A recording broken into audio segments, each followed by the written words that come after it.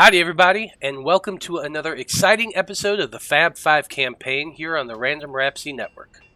I'm Matthew R. Dawson, your friendly neighborhood host and GM, and joining me around the virtual table today are Alyssa, Joe, Jeremy, and Kyle. Say hi, everyone.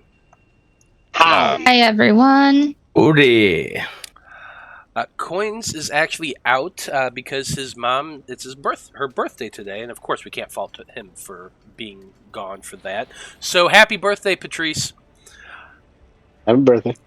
Now, I'm pleased to announce that some of the details of our next Halloween one-shot have been confirmed. We are going to be running a special epic-level adventure that is going to be hosted and GM'd by our very own Kyle Thomas here of the Fab Five. I'll be joining Steven of the Debauchery Circus and Alyssa, Joe, and Koines from here as Kyle leads us on a level 20 adventure. So that should be pretty fun. You can keep up to date on all of our announcements by following us on Facebook as Random Rhapsody TV and on Twitter as @random_Rhapsody. Okay, that should do it for the announcements. So join us as we dive into the world of Loroupa and continue on with the adventures of the Fab Five.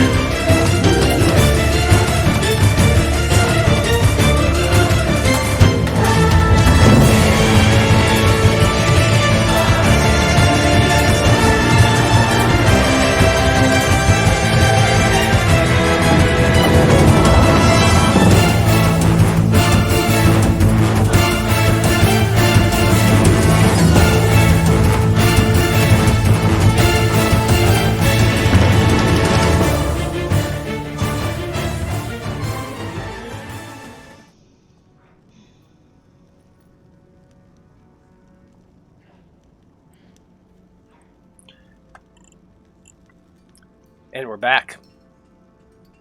So when we last left off, the Fab Five had made camp near the trade outpost outside of Morag to wait for their old friend, Tomas Rothen, to arrive with their carriage. The group was delighted to not only see the halfling field researcher, but Liam's beer cart as well, which Tomas had managed to bring with him from Weston. They spent the evening drinking beer, swapping stories of the adventures they had while separated, and learned what happened to Tom and Jerry and the missing beer keg from Liam's wagon. The pair of mercenaries ended up declining Liam's invitation to continue working for him, mainly because they had to wait a full month to deliver the cart to him, and, they had families. Now, the next day, the squad spent most of it relaxing and doing a bit of hunting. Blood, of course, managed to bring down the largest animal of the group, and Vulcan just ended up spending most of the day screwing around with Veil. In the end, the group all returned to camp, and in the evening the group feasted on venison and beer, and started to plan what direction the team would head next. While most of the talk seemed to focus on the next potential conclave mission that everyone could undertake, Eloise's thoughts lingered on the missing enchanter, Mitchell. Now, utilizing the bowl she had acquired as a focus, Eloise cast the scrying spell and discovered he was being held prisoner in a dark dungeon. Further observation uncovered that the wizard was being held by none other than High Priestess of the Kingdom of Heirulian, Ivac Abir.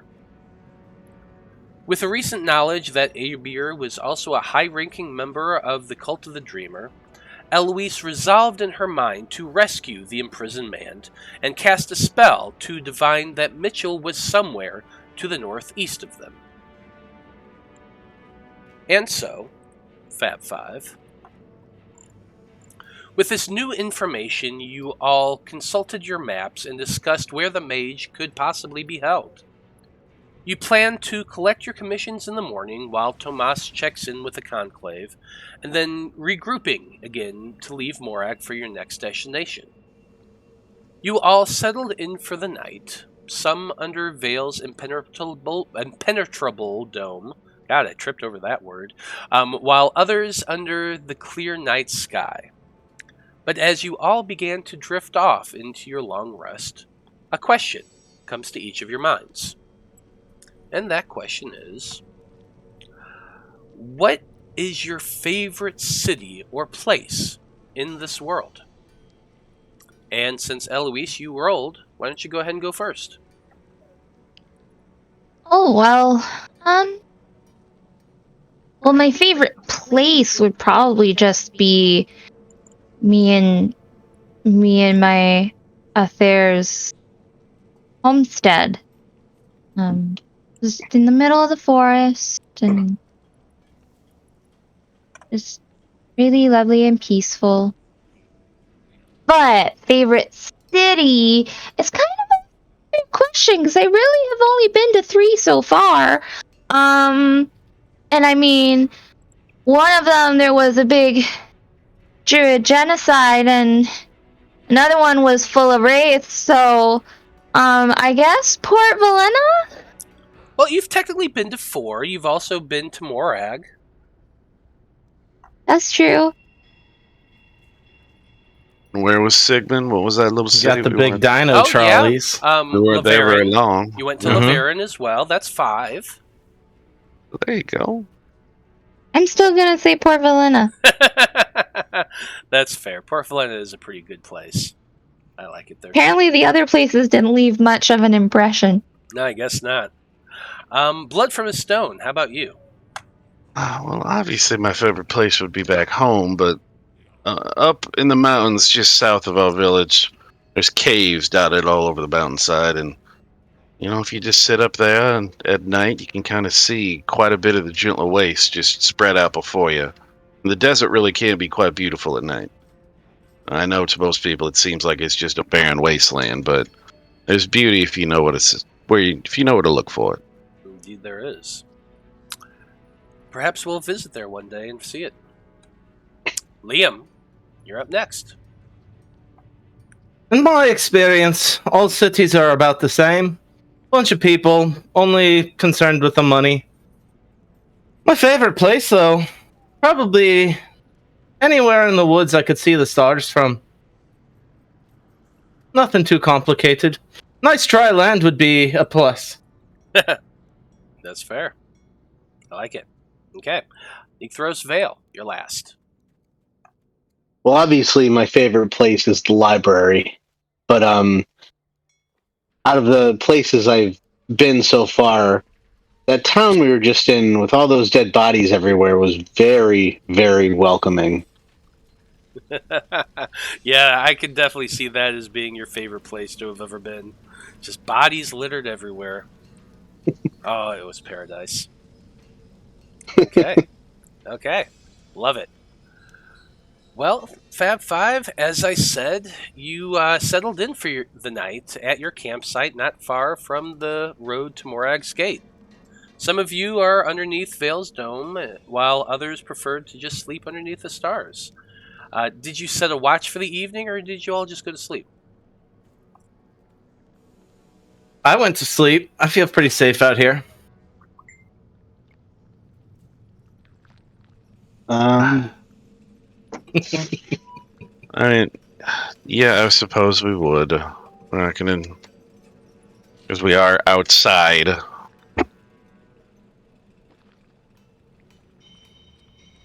Who knows what the hell you're gonna hold for us? So yeah, I suppose we would set one. I mean, are you gonna do normal 4 there, Vale? Yeah, I'll do 2 watches. Yeah, Blood will take one of them. Whichever ones you're not doing, we'll take one of the other 2. Okay. Okay. I'll do the first 2. Yeah, I guess I'll do the last one.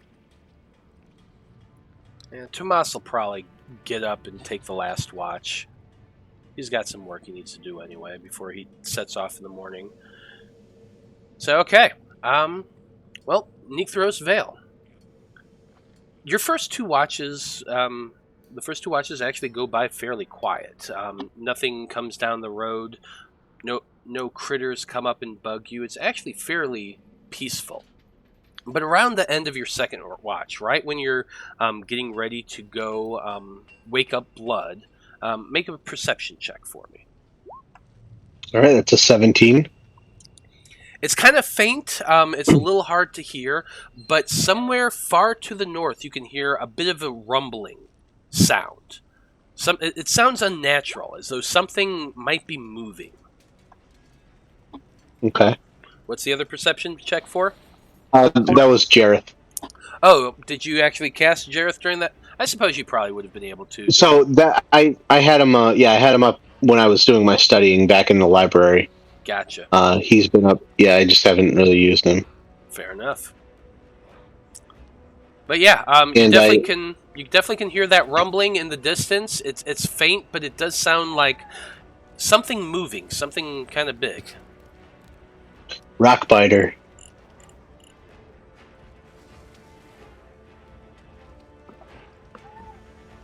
You doing anything, or are you just going to wake up Blood? Yeah, I'm going to for the last hour, I'm going to attune the Ring of Spell Storing to Jareth. Oh, wait, what? Is that possible? What? Can you do that? Oh, yeah. Can a familiar attune? Yeah, I don't think a familiar can It attune. can. It can. It absolutely can. Where are you getting that from? Hold on, I'll Google it for you. You can continue with the watch, and I'll pull it up for you. Yeah, I want to see where this rule comes from. It's interesting if it's true.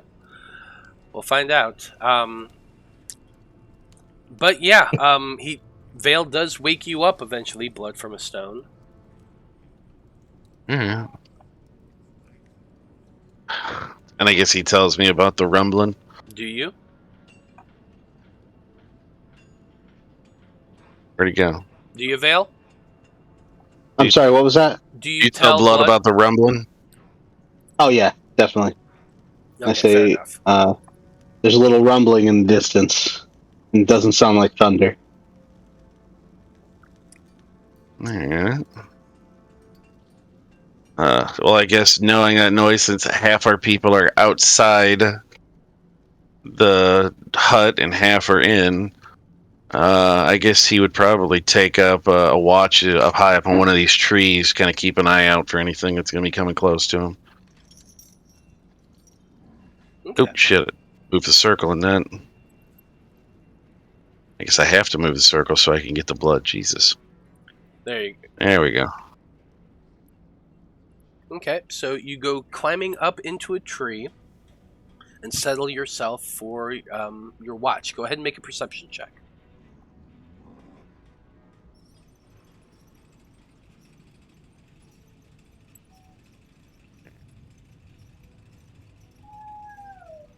There's a 25.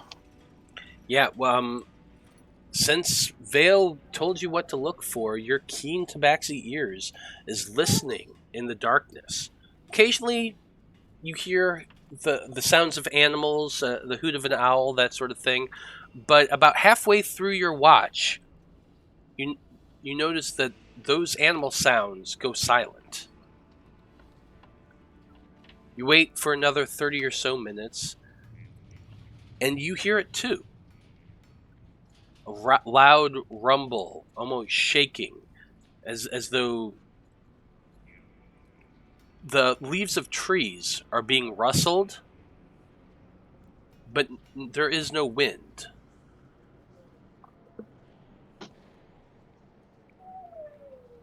It'd be very disconcerting. It's pretty far in the distance. Like, it's not something that's you don't think that it's really close. You're not hearing it super loud. With your 25, you're able to hear it. It's somewhere in the distance, probably in the northwestern direction. And it doesn't sound like it's getting. Does it sound like it's getting closer to us, or is it just? It hasn't got. It doesn't sound like it's getting closer yet. You've only been listening for a little bit. You just occasionally you hear that big rustle, crunch, And rumble, rumble, rustle. And I mean, I guess he will keep like listening after that. He might take some notes on like how frequent it is. Make because it's not thunder. He probably knows that. He knows it's not probably a regular animal, but it's something. So he's gonna pay as much attention as he can. While the sky is slightly overcast, it's not like thunder cloudy at all. Yeah. I mean, it could be in the distance, but even then, the thunder wouldn't shake the leaves on the trees this far away. And the thunder rolls. No. And the lightning I'm strikes. ending you right there. Nope. Nope. Anyway, you spend the last 30 minutes of your watch, and every so often you can still hear it. It's really hard to determine whether or not it's getting closer or anything because it is distant. It is faint. It's something that you, with your 25, you're able to make out, but only just. So it's really hard to judge whether or not it's coming closer to you, or it's moving farther away from you, or if it's something steady. Can you all hear my dog? She's like laying on the bed, just kind of whining a little bit. Come here, Haku. Come here, Haku. Come here.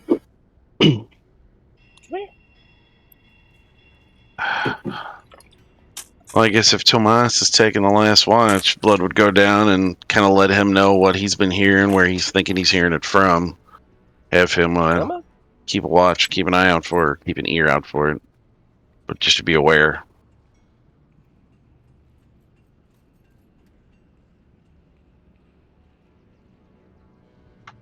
Okay.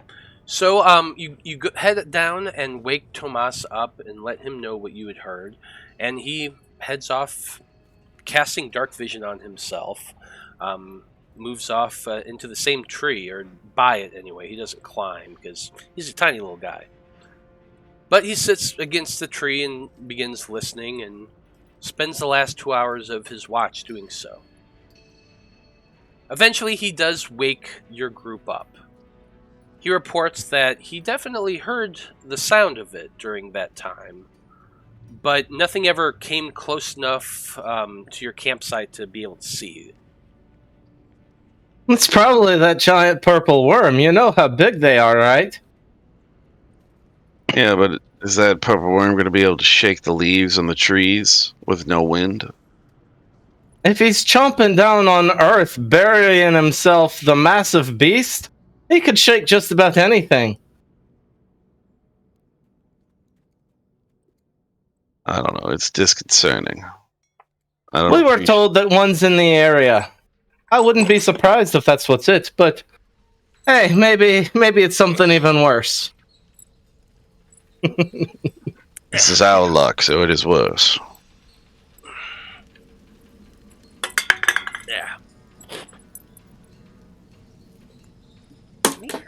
Oh, yeah.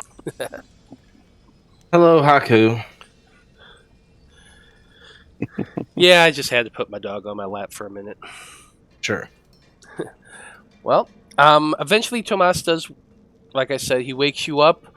He's started breakfast during the time when you all are discussing the possibility of what could it be? Could it be the purple worm? Who knows? That's why we like him. Mm-hmm. Absolutely. But with a meal of venison and gruel and whatever else you guys all carry around with you, some apples probably. Get you some gruel. You have a nice filling breakfast, probably a few more beers out of Liam's beer bottles. Beer for breakfast? I mean, yeah? Beer for breakfast? That's crazy, as I take a swig of whiskey. But apart from that, you are awake, you've had a full rest, and the day is yours. So, where are you wanting to go?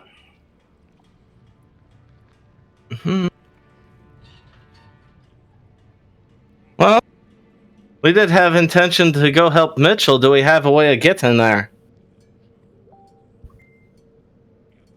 The Conclave, I think, has a teleportation circle there, don't they?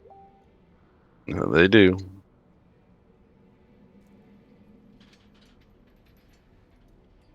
Is that something we have access to now? I mean, as long as we request it, I believe we do. I guess I'm looking at Veil right now. Repeat that.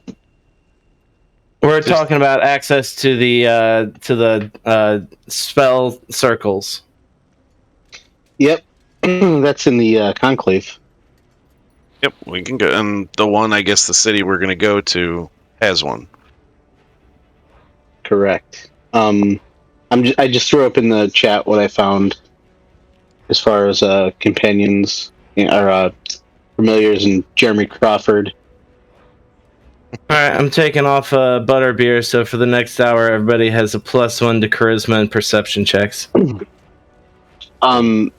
Is Butterbeer non-alcoholic? Because Vale doesn't drink. Yeah, Blood's not drinking either, so.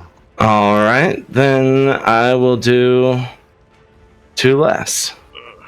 Fine by me. Sorry, what was the buff to? Oh, just for the next hour, you get a +1 to charisma and perception checks. Okay. Ooh. I like it. Okay. Yeah. Freaking non-alcoholic people. Weird. I'll read up a little bit on it, Jeremy, but what it does seem like, yeah, you can attune a magic item to a familiar. Just one? I would assume. That makes sense. I'm not, Okay. How about this? I'm not going to go overboard and put, load him up with. Give him the staff of Yeah. power. You give him the ring of spell story, and that's pretty Yeah, big for so a familiar. I guess you somehow tied it to his leg or something. Like, Well, I can't imagine. Wouldn't that shrink to fit him? So, yeah, that's what I was thinking. With magic items, it usually grows and shrinks to whatever size the person is, correct? Yeah, I suppose so. So it's like shrinking down to fit around its talon or something. Yeah, or like how on birds' feet, or right above their feet, like to mark them, they have that little like band. That's what I was thinking. Sure. It would look like. Sure, I can see that. Why not?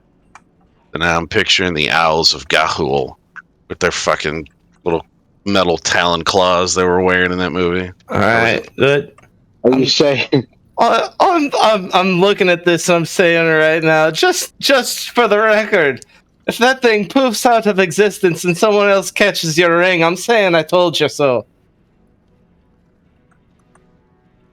Yep. You had to bring it up. Yeah, you had to bring it up in front of the DM. You couldn't. I've seen that owl poof out of existence more than I'd like to count. I'm just telling you, so you know how valuable an item you're given something with how many hit points? 1. There you go. I'm just keeping you aware of the caution before the DM gets the chance to do something. Well, So take I that was as you fully will. aware of it. Okay. Fully aware of it, and Don't act like he wouldn't have done it anyway.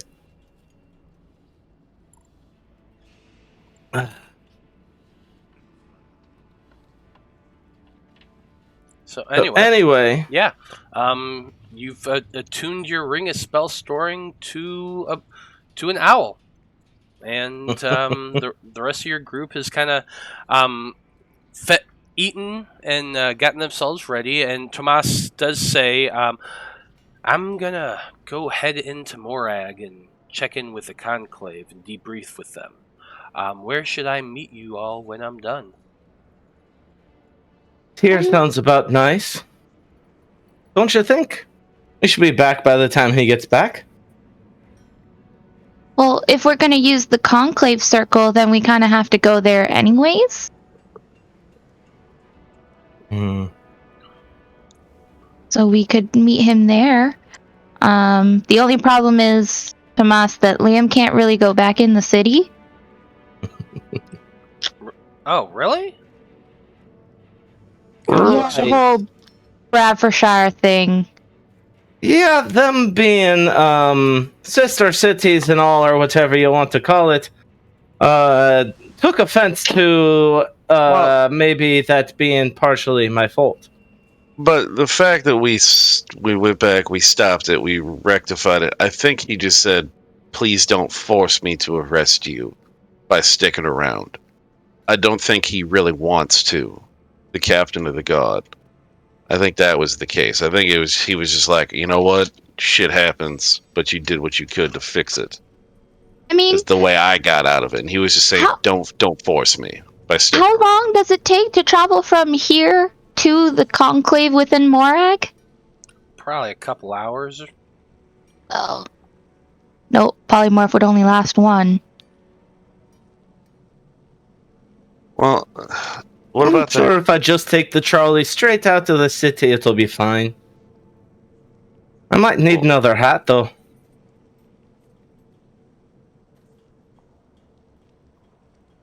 Well, So where am I meeting you all? Am I meeting you here? Am I meeting you in the conclave? Well, if getting to the conclave is how we get back, it'd be the first place to meet you, fastest.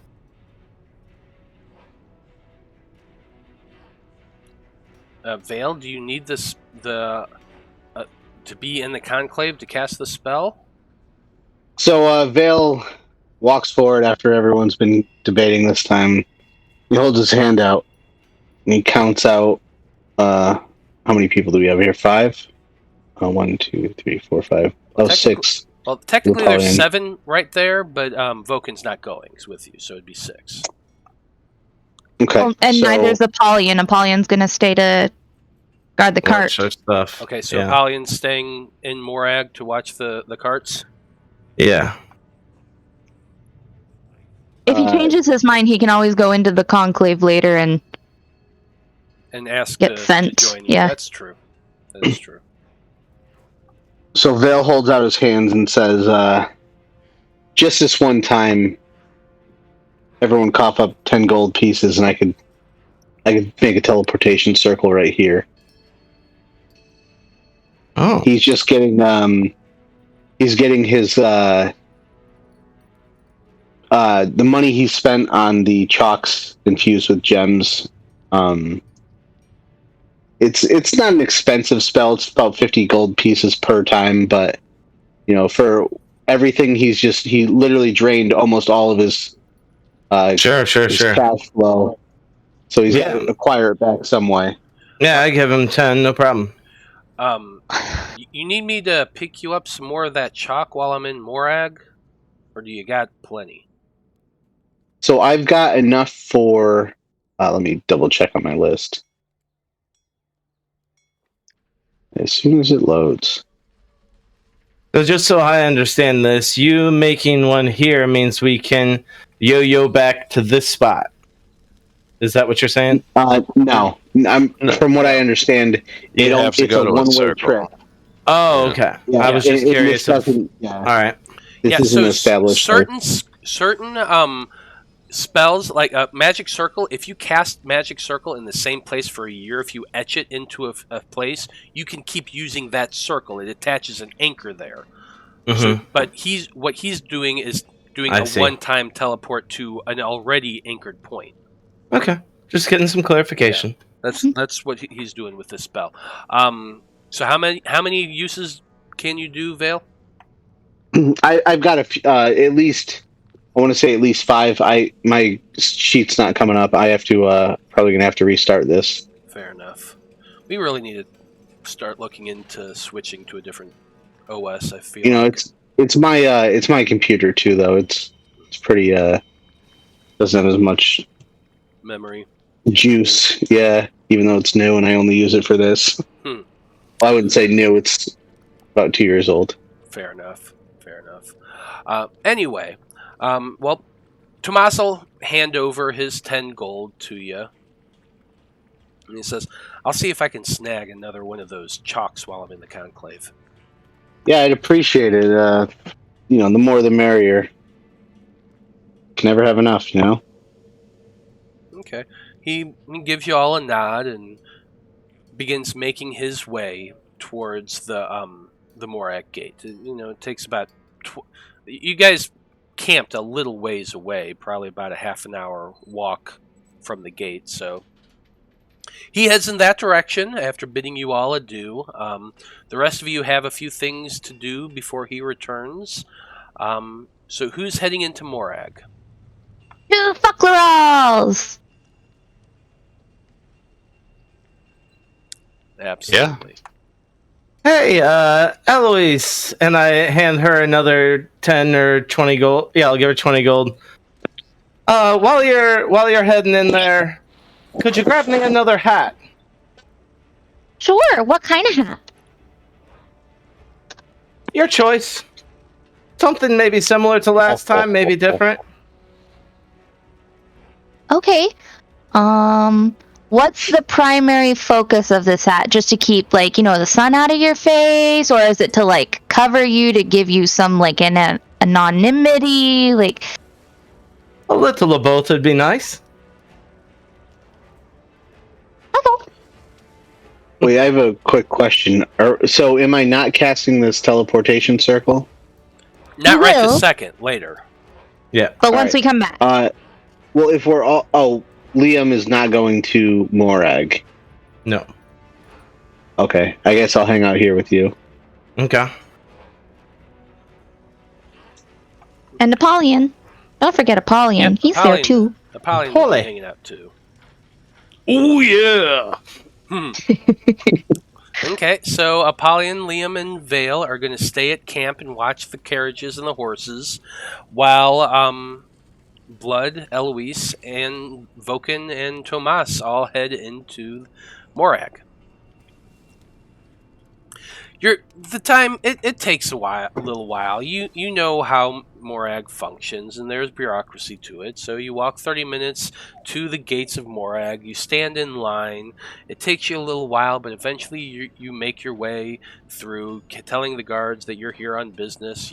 You get into the center of Morag, take one of the Onkel trolleys, and eventually make your way to the district where Fuckleral lives.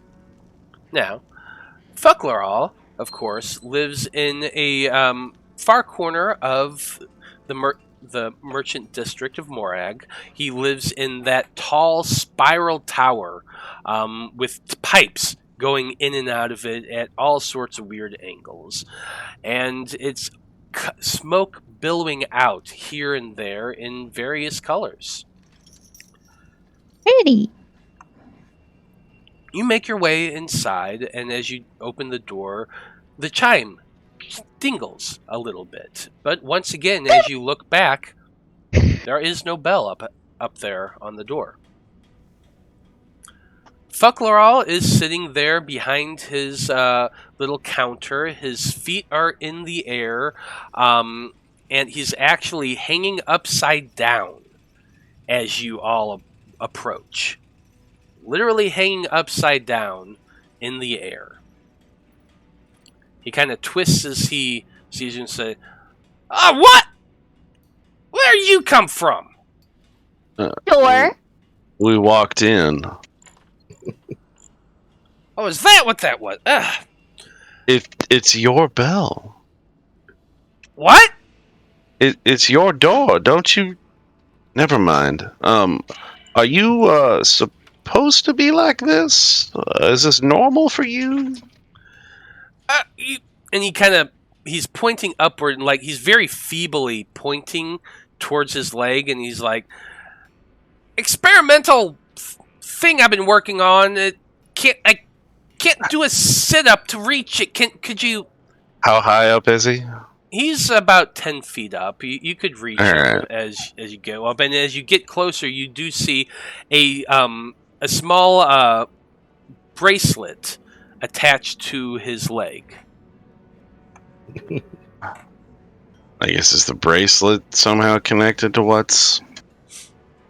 Yeah, it's connected to a bar, and he's doing inverted sit. Oh, so yeah. he's It's just a bracelet that's on his leg, and he's hanging upside down from it.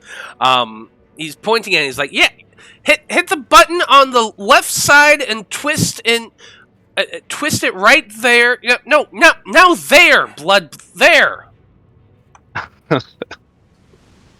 Okay, he will do his best, and I guess he will kind of grasp him around one arm around his midsection, so he just doesn't just flat out fucking fall to the ground. Because that's exactly what's about to happen. Is that Yeah. the moment you go I was ahead? gonna hold my arms out underneath them.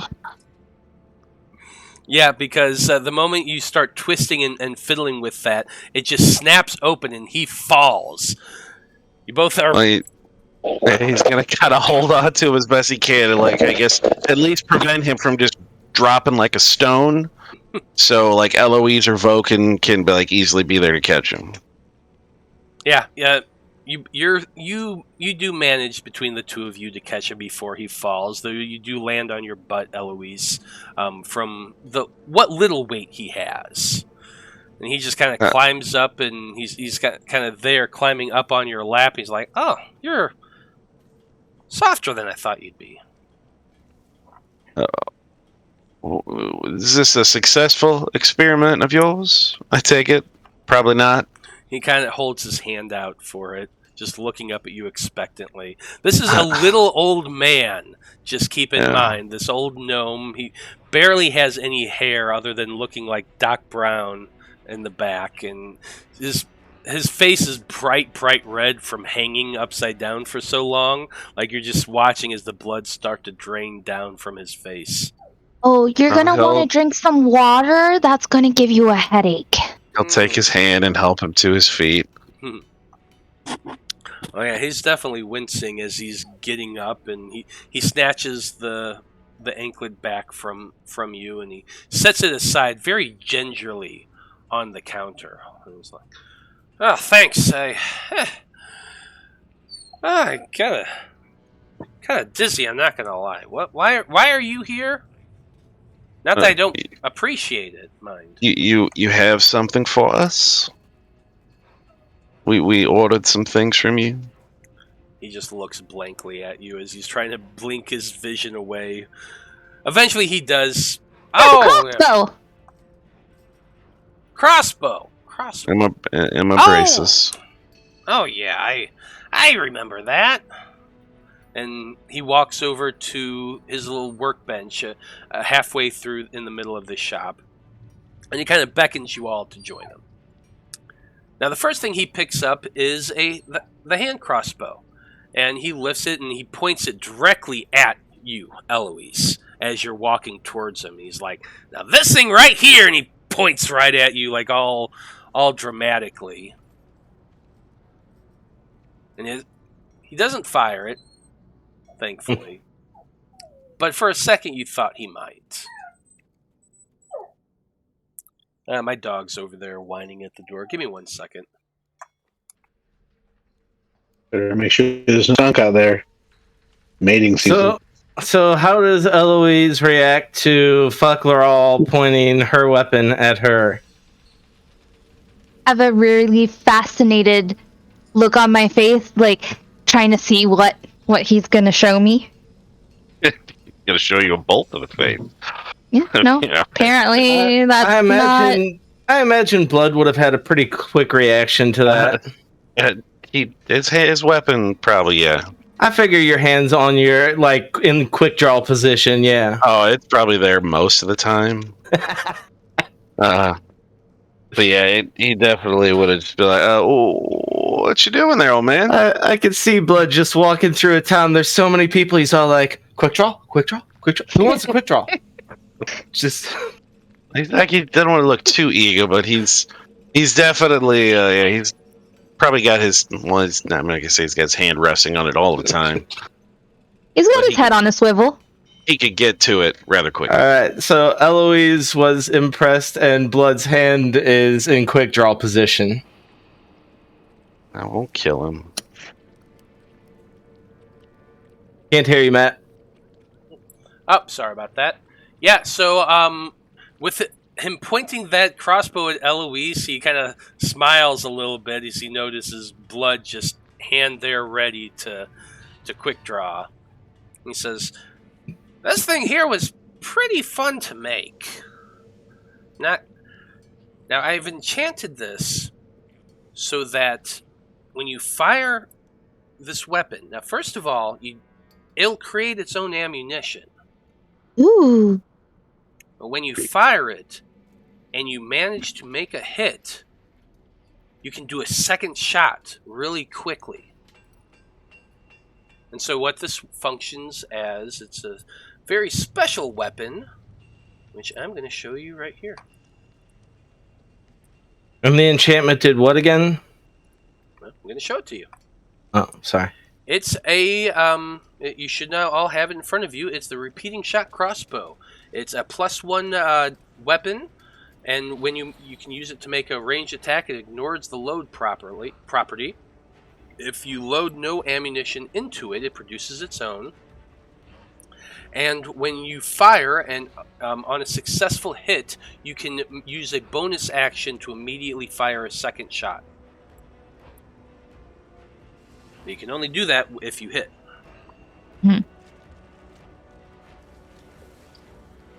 What kind of damage does it do?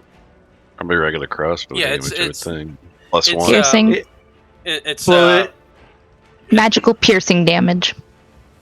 whatever a hand crossbow is. I don't remember offhand. Yeah. Usually piercing, but I would assume if it creates its own, it might be force. Oh no, it's piercing. It is Okay. piercing damage. If you're asking what damage type it is, it's piercing. Yeah, that's what I was asking. Yeah. Okay. So it just kind of creates its own magical darts. That's really cool. Yeah.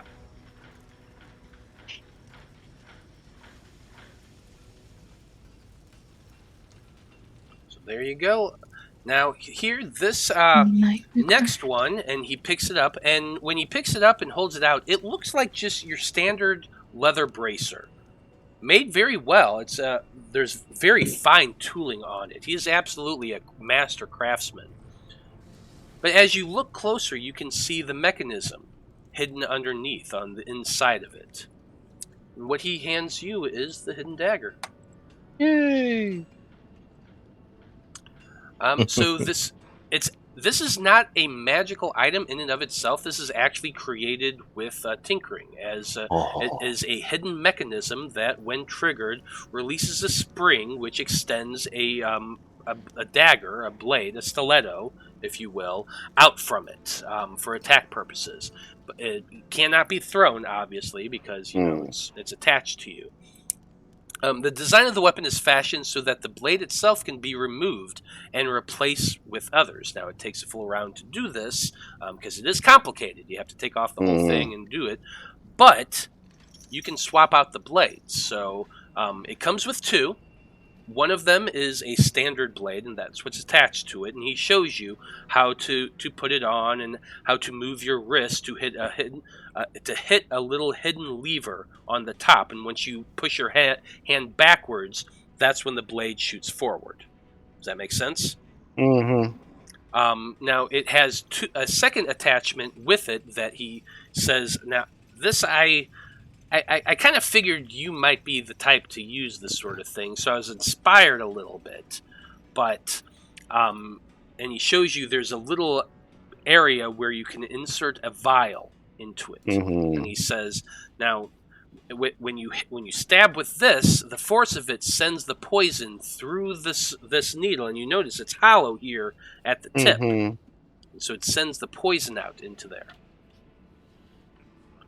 You know me so well. But he's just trying to hide his smile, but he's like, it's very good, very good. Now, I see that I was wrong initially to doubt your prowess, sir. and he kind of puffs his chest out and he's like, yeah, you did. Now, I have a buddy of mine who deals in enchantments, kind of helps me out whenever I need something done that I can't enchant myself. And I've sent him a copy of the fob to make those daggers. Now, he said he's going to enchant a few of them up, and if you ever want to buy them, you can replace your blades with enchanted ones that do different effects. I'm not looking into that. I mean, the purpose of them is I was hoping they would be undetectable. Now, magic, those would be able to be detected by somebody, but I still might look into that. This is true, and I mean, I wanted to make it so that you have different options. I appreciate that. So So. you can just use it as the dagger itself. You can use it to inject your poison if you're wanting to hide the fact that it's magical, or if you just need that extra boost, you could have the ability to switch it out with one that does. So I will certainly keep that in mind.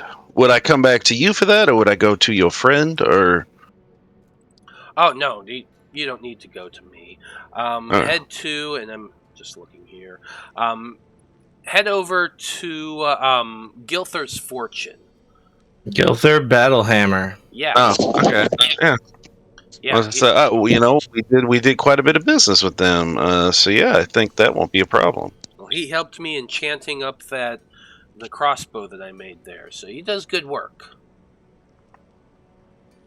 And indeed, he does. As he's patting his bag of holding, he's like, "Yep." He kind of nods a little bit and he says, "Okay, is there anything else I can show you while you're here? I've got some pretty amazing things." Hell, I don't. You know what? I would say we will probably be back in town here soon. So we will come by and check on you again. Fair. I think he's offering you like a demonstration. He has a pretty big grin on his face, and he already has like a little package. It looks like in his hands as you're all walking out the door. Let us see what you got. Okay. I'll bite. Come here, Eloise. Slip this on, and as he's passing it to you, you realize it's actually a backpack. It's a big old box covered in cloth with two straps that appear that would go over your shoulders. It's a little small on you. It's definitely made to fit someone more his size or maybe dwarf size, but it does fit. Do you put it on? Yeah. Okay. The moment you put it on, he shows you there's a little clip in the front that you buckle in together. And as he's doing this on you, the thing on your back begins to rumble and move and shake. And suddenly something shoots out from the top and lands on your head like a claw. And you just can't help it. Ah! But once that latches on, 4 more long appendages spring out from this backpack. Long. Total Doc Ock. It's 100% a gnomish Doc Ock, but it's on Eloise. I need you to make a Oh shit! I need you to make a what is it? A wisdom saving throw, please. Ooh. Oh god, no! It's gonna take over her fucking mind. Oh, 13. She's so good at it too. 13 actually is enough. It's actually just enough. You feel this pulse in your brain as these arms begin to start moving around, and you look at they're basically clockwork metal arms. They kind of go like this, but 100% it's Doc Ock arms, and you feel that tingle in your head, and at first it hurts and begins giving you a headache, but then the arms start to move around, controlled by you. I want them to make me taller. They push downward, and you just lift up into the air as these arms are lifting you upward. Just held aloft by my armpits. Yeah. My arms are definitely like up around my ears. Is this how you tall people see all the time? Is this what Apollyon sees all the time? I suppose. Just dangling my legs like there's just no tension in my body. It's just kind of swaying and dangles. You know, Blood standing there 6'3". I guess. And Fuckleral is just grinning as he's watching this actually work. Yep. It actually works. It actually works, and he's pretty thrilled about that. Wow, that actually is doing better than I thought it would. And like the legs are kind of shaking a little bit as it's holding her, but it's holding. I'm gonna have it put me back on the ground. Yeah, it's giving me a bit of a headache, but I think other than the headache, maybe just like a more secure harness than just these shoulder straps, because that hurt a little. To like stick a matrix plug in the back of her head to get it to work. Well, it's a big metal dome that went right on her head. Okay. And started sending electric shocks into her. Jesus Christ. Yeah, this is a fun one. It's Fucklerall's grabby hands. Grabby hands. Once you're on your own 2 feet, you begin to start taking the thing off, and as you take it off, the helmet does recede, but you're definitely feeling a pretty big headache. That's what I want when I go to Burning Man. Doc Ock arms? Yes. Hell yeah. No, I think he was talking about grabby hands. Oh, grabby hands. Yeah, there you go. I like it. Okay. You do give Fucklerall back the backpack, and he says, "That's a good idea. I'm going to take some notes and try to add these things in. Are you interested in it?" No. This really, it kind of gave me a big headache. And I'm so sorry. And he kind of rummages around in his pocket, and he pulls out a little lozenge wrapped up in just aluminum foil-y type paper, and he says, "I could sell you this at 5 gold. It's pretty cheap, but it'll definitely clear up that headache." Really? What is it? I just hand over 5 gold. And he hands it to you, and he says, "It's a medicine my cousin makes. It works really well." Ooh. I pop it in my mouth. All natural ingredients. He actually, makes it from mushrooms, and as you're swallowing it, I'm already sucking on it. Yeah. yeah, you're already sucking on that thing, and the moment you begin sucking on it and ingesting it, go ahead and make for me a Constitution saving throw. Oh Lord.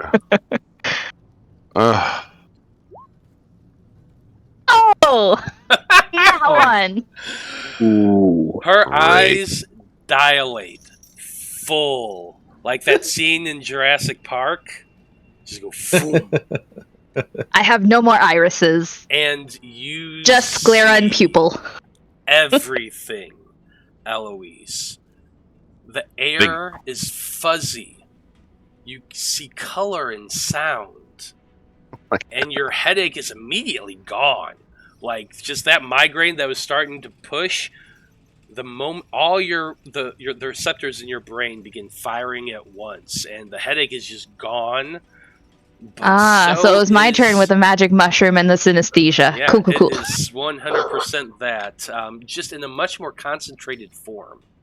Oh, wow. And you are now tripping balls for the next 8 hours. Oh, shit. I'm going to get the weirdest hat.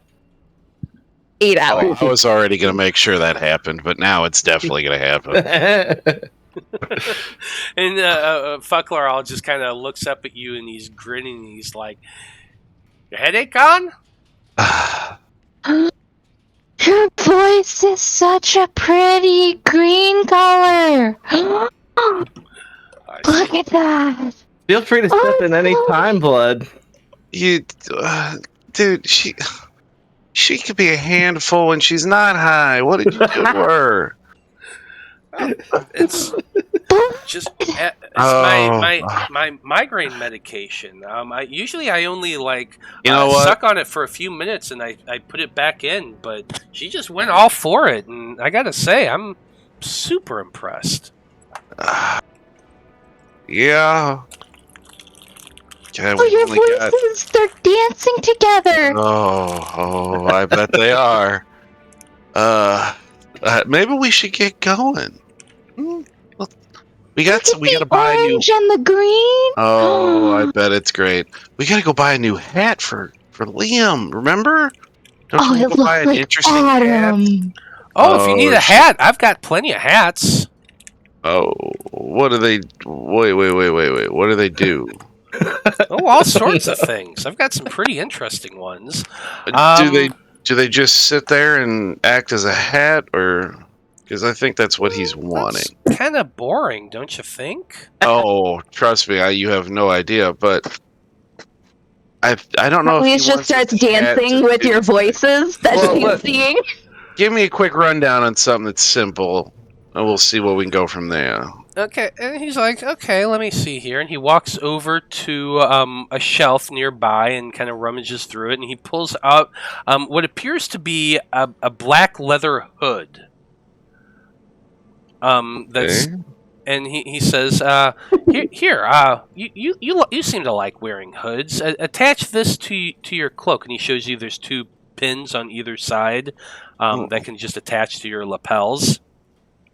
What does it do before I put this? Well, I mean, once I should say this isn't for me. This is for a companion. But what does it do before you're about to put that on me? Well, it makes you look.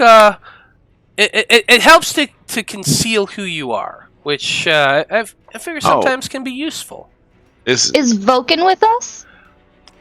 Vulcan, actually, he separated with the two of you right. shortly after you came in Morag, just because we haven't thought about him till now, and he probably would have reacted long before this. So yeah, no, he went off to do his own thing. Would this be referred to as a hat of disguise? Because a friend of mine showed me one of these once. No, not exactly. This is a fucker who Fuckleral's hood of hiding. And what's it? What is it? Does it just help you be a little more stealthy, Hold on or? and see. God damn it, she's high. If something happens to me, we're fucked. All right. I'll put it on, and we'll. I'm trusting you. And he's looking at me. He goes, "I am trusting you that this isn't gonna mind warp me like the pill did to her." Full-on body rolls are happening in the background. Be careful! Don't knock that over! And shit just is raining down on her right now. As he goes running off to save his goods, you do pull it on, I suppose, over your head. Yeah. Now you look at yourself, and at first you don't notice there's any change, but then you look at your hands, and your hands are green. There's no fur on them. They're smooth, kind of warty and bumpy, and the fingernails are chipped and yellowing and gross looking. You make me look like a fucking goblin. You look around and look for a mirror, and sure enough, you find one towards the back, and you look like a 6'2" goblin. Oh my god, that would only get me murdered immediately. He's gonna take it off. It's like, you know what? This is fascinating, and I'm sure somebody would love this. But I'm pretty sure Liam I'll be does not back. wanna. Okay. I grab Fuckleral and I I start gotta get a check twirling. off my dog. I'll be back in a little bit. Okay. You've grabbed Fuckleral and you just start spinning. He's just screaming. Uh, Dude, get off! You take it! You did this. You gave her the drug, man. Oh my god, how can we get her off? I don't know. He's already pulled something out of his pocket and he's thrown it down on the ground. The moment it hits, it just expands in a gigantic bubble, pushing him off of her and flying through the air to smash into one of the nearby shelves. And Eloise is now encased in a gigantic plastic-like bubble, a bubble of force. Oh my! What color is it? It is freaking all of the colors, Eloise. It is just Of course. swirling with colors, rapidly spinning round and around. And like sometimes you can see through it, sometimes you can't. It is crazy. Can I touch the colors? Can I touch it? You reach out and touch it, and you hit a wall of force. It's a gigantic bubble, and you're touching it, and you can see the colors warping around your hands. I want to try to roll it. I want to spin with the colors. Okay, how do you try to do that? I'm just gonna start pushing. Okay, you start pushing as hard as you can, and you're not moving. You're digging your feet into the floor and trying to push as hard as you can. Make an athletics check for me. Right now, there's just a 6'3" goblin just holding his hand to his head, just like, oh my god. It's like 14. 14. You are pushing as hard as you can, and that bubble is not moving whatsoever. Blood, you can't see through there. Like, you can see some of the color, and you can see her, definitely. And Fuckleral is kind of picking himself up, and he'll help Fuckleral get up and kind of like straighten himself. I'm just gonna kind of go limp, so I slide down the edge of it to the bottom. Oh my god! And then I'm just gonna roll onto my back. Oh Jesus!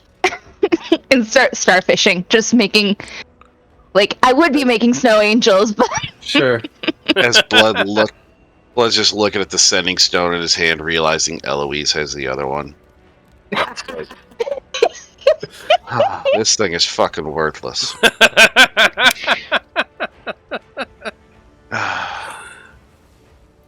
Fuckleral, it's like, your friend really can't handle her medicine, can she? What, did you see her before the medicine? She was already weird. And now you made her extra weird. He's gonna just start rifling through his bag. It's like, alright, what are those potions? What did we get? He's like, oh, I got cure disease. Would that do it? Oh, I don't think this is a disease. Like, oh, no, the Sphincter's truth. What's that gonna do? By the way, Eloise is immune to poison and disease, so that potion is pointless. I know, that's what I'm like. He doesn't know that. He's just looking at you. Well, he's like reading the bottle. It's almost like the scene out of fucking, what was it, the second the Shrek movie? Where they're looking at all the different things. Like, what does this one do? Wait a minute, Eloise, you're immune to poison? Yeah. What do you get that Pretty from? sure, level 10? I think he wants you to pop it up in chat. Yeah. I'm gonna double check. It could be a Lane Druid thing. Is it this one? I know. Yes. Well, if he went full monk at 10, I think Liam would be, wouldn't it? Yeah, immune to poison and disease. Well, look at that. Oh, well, then that would have affected you at all. Oh. Well, it is. I mean, it's really poison. It's not a poison, though. I mean, technically, if you think about it. Well, then I guess she couldn't get drunk either. Technically, yeah, I can't get drunk anymore. Get drunk anymore either. Oh my God! Why are we? But then, wait, hold on. What kind of druid is my dad? Because if he's a Circle of the Land druid, then he has this too, and he wouldn't have gotten high the other night. Well, in that case, we've decided that psychedelics don't count as poison, and you are still fucked up because I'm not recounting any of this shit. Yeah, Yay, I was gonna say it's like, because if she's immune to alcohol, we could have her drink Liam under the table and just fuck with his mind, and he wouldn't know what's going on. I could already do that. Yeah, I mean, I'm not gonna lie. Alcohol is a form of poison in a very minute form. Yes. But it is true. Now, psychedelics are more things that affect the brain, so I'm willing to say that you're not immune to psychedelics, but probably alcohol. He'd come across. He got a potion of euphoria. He's like, "Oh no, this one is what she's doing now. It makes the user feel amazing and trip out." I found another hat, by the way. Oh, what's this one do? Because I mean, he's gonna take off the goblin one, and he's gonna feel his fur again. He's like, "Oh, that's better." This one here, well, it's actually meant to keep you cool when you're really hot, and he lifts it up, and it's the thinnest material you've ever seen. It's like felt, shaped into a bit of almost a yarmulke, but a lot bigger. He says, Well, this is the excessively thin hat of excessive cool. It'll keep you cool whenever you're really hot. You got to work on your naming conventions, so you got some of them are a little long-winded. You got to come up with some snap. Well, the excessively thin hat of. I mean, come on, we got to. I mean, You gotta look come at up with some. this I know. material, it was magical in quality, so I But- used it, but it was ridiculously thin. I know. I get that, and it's more of a descriptor. I mean, you got to come up with a name that just really pops. That's going to describe. Hey, this hat. It's going to, the chill out hat or something like that. But you're excessively thin. Hey, I mean, that's just you're just putting too many descriptors in it. You're not going to catch the public's eye with such a And thing. he just kind of takes it. Well, if you don't like it, then I'm just. Well, gonna I'm put it not back saying it's over not here. useful. Trust me, there are some places where that would probably be incredibly useful. But like I said, our friend, I don't know, he's a monk. He's weird. I mean, you met him the other day. He just wants something. I think is he can kind of look all mysterious, chewing on a piece of wheat, leaning against the wall, kind of thing. You suddenly hear like bong bong bong bong as Eloise starts playing the bubble as a bongo.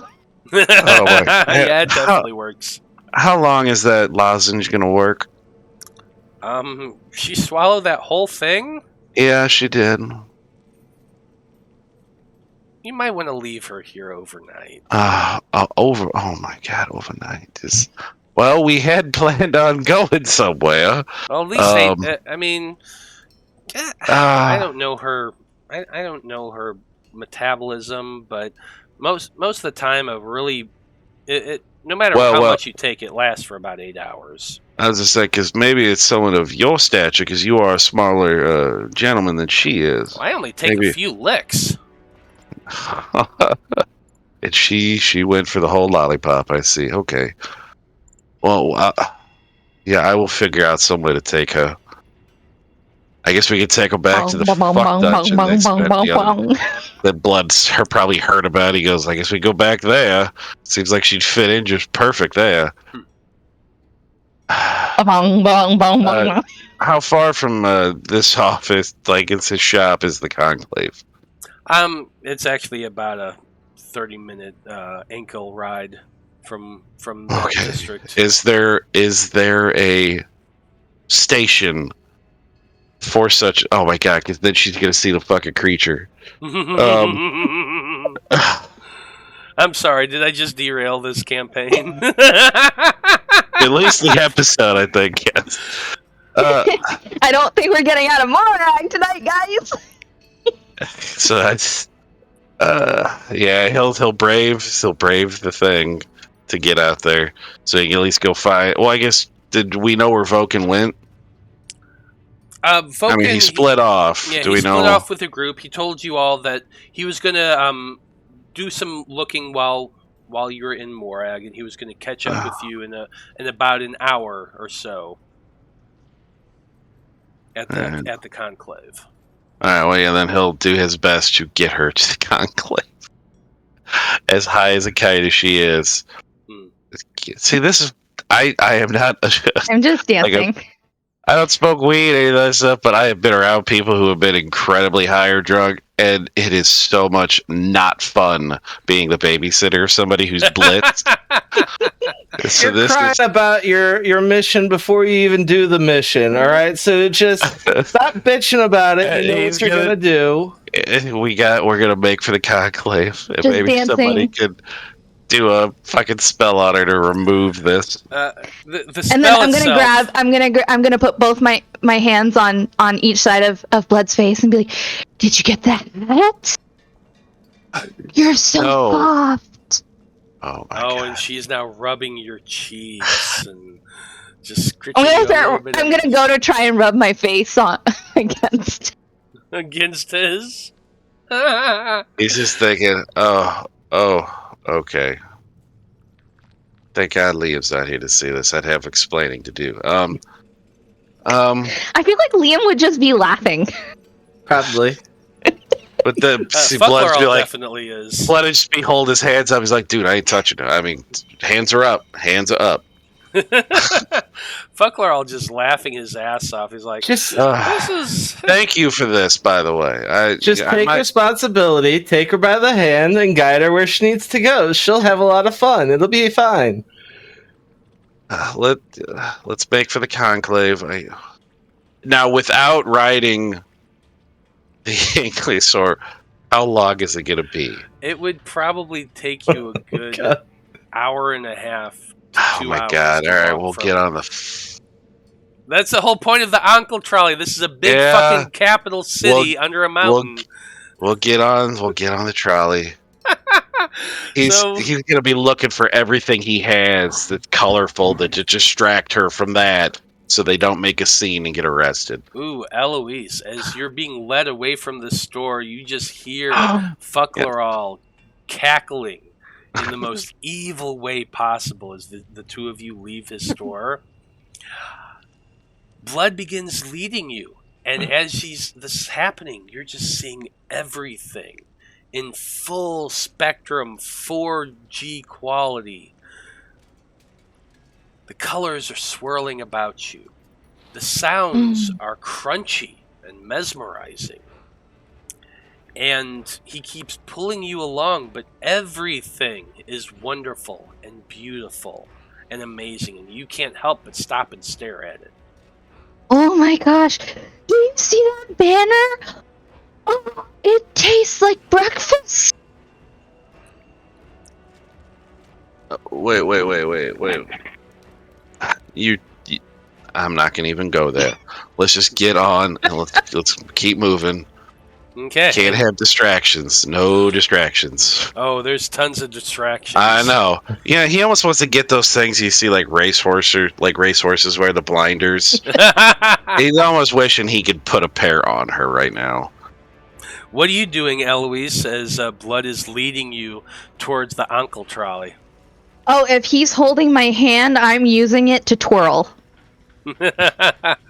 And she's just spinning and bumping into people, and dwarves are getting pushed aside, and kids are having to jump back and giggle as she's just twirling about you. He's just like she ate a mushroom. It was a mistake. And I I figured out the purpose of this. Without Apollyon here, he needs to double Eloise's antics. Beautiful. I love it. She accidentally ate the whole thing. I apologize. Yeah, people are kind of getting irritated, and they're giving you a lot of space trying to keep away from the insanity that is Eloise high on drugs. And I start singing, but it's in Druidic, so you don't know what I'm singing.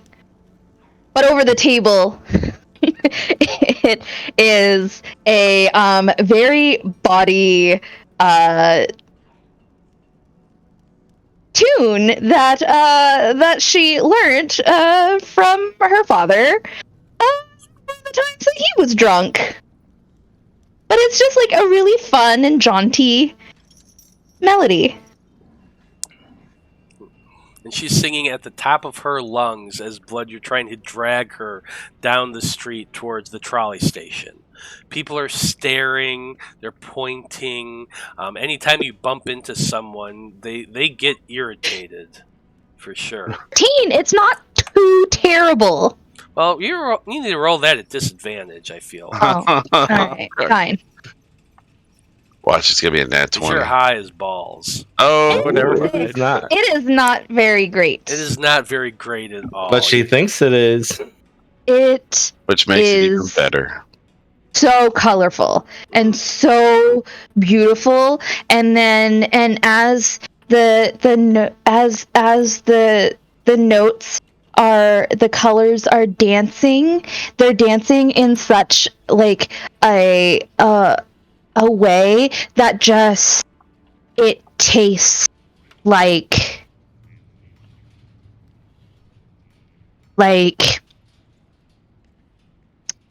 purple. No. Like some strawberry, raspberry, orange hybrid. Okay, I dig it. And with that, Blood manages to get her on the trolley. Her probably licking the wallpaper, telling you the snozberries taste like snozberries. And the trolley makes its way towards the conclave, because that's where you said you wanted to go next. Yeah. And I feel like that's a great place to take a break. I just got back from break. Sorry. I gotta pee. Yeah, that's fine. But we'll be back in about 10 minutes, folks, and see Blood try to manage Eloise as she's high, because that's where we're going today. So stick around. We just can't.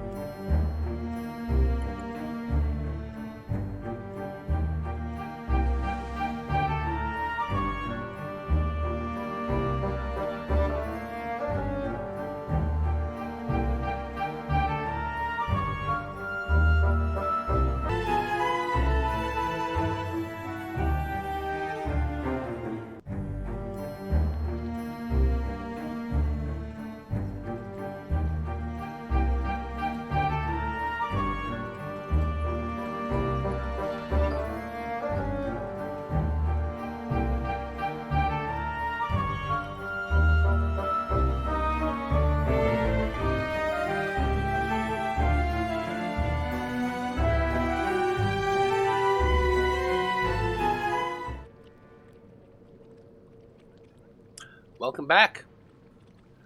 When we last left off, Eloise took some drugs offered to her to clear away the migraine, and Oh, it did. she is balls to the wall right now, being escorted by Blood to the conclave. But while that was going on, Liam, you and Veil were hanging out at camp. Did the two of you do anything during that time? Nothing too crazy. I'm not getting drugs or anything. I'm probably spending most of my time doing like some Tai Chi moves with my new glaive to try and get used to the balance and build up a little muscle to this new thing. So I'm just spending my whole time training. Okay, yeah. Why don't you roll a performance check, see how well you're doing. Alrighty.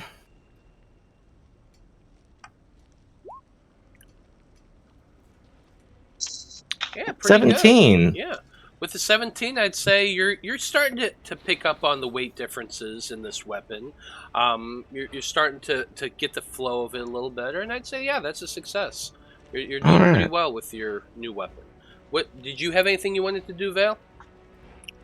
No, I'm just kind of relaxing. Not that the learning spells was strenuous on his mind. He just is kind of dreaming about the Underdark and more books, and can't wait to get his hands on another book. Okay. Well, Blood, you and Eloise were heading to the conclave. What were you planning to do at the conclave? Well, I guess if Vulcan was going to be meeting up with us, then also Tomas said something about. Well, I guess it's. I said Vulcan would meet you there, thinking like that your group was planning on all meeting at some point. Well, yeah. I mean, really, Blood's almost kind of looking for somebody. He's like, hey, can you deal with this? Can you like? He's tired of babysitting. Can you like fix this with magic? Can you do something? Because this is a problem. Well, by the time you get into the conclave itself, Eloise is pretty much a handful. What have you done, Eloise, during your time on the Uncle Trolley, just out of curiosity?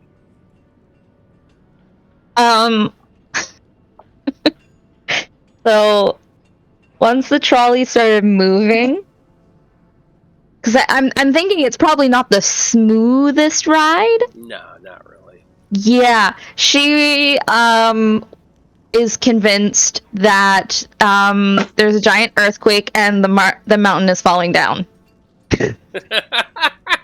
So that's what you got to deal with on the entire trolley ride, Blood. And people are getting pissed off. There's only a handful of other people on the trolley with you, but the conductor's there, and he's like, you need to deal with your friend over there. I got something that I'm going to try. There's something that enticed her earlier once that maybe this will help now. And he's going to bust out his cards. And he's gonna start trying to teach her. He's like, all right, we're gonna play Find the Lady. Find the Lady. You remember this game? And he's gonna try and distract her with sleight of hand tricks. Okay, Maybe roll a sleight of keep her hand check. attention. Watch, it's gonna fucking totally fail me right now, my high. You got it. What, 17? Yeah. 21. Jesus. He rolled a 4. Yeah. He rolled a 4 and got a 21. So, Eloise, Yeah. you're just mesmerized by the quickness of Blood's hands. And Yes. you very soon forget that the sky is falling. He's gonna just keep trying to teach her different card tricks, card games, anything you can think of. Honestly, I doubt it takes much. You could just be waving the cards in front of her, Yeah. and it would it would make her focus Yeah. on them. Okay. Do the same trick over and over again. How'd you do that? It's She's holding one card up to her, and she's just looking at the one card. It's like playing peekaboo with a baby. You know, you just they're not expecting Turning it around. Yeah. Peekaboo! Holy crap, peekaboo again? Surprise! It's Hey, amazing. no one can say shit about Peekaboo, because Vulcan was mesmerized by tapping a rock against a statue.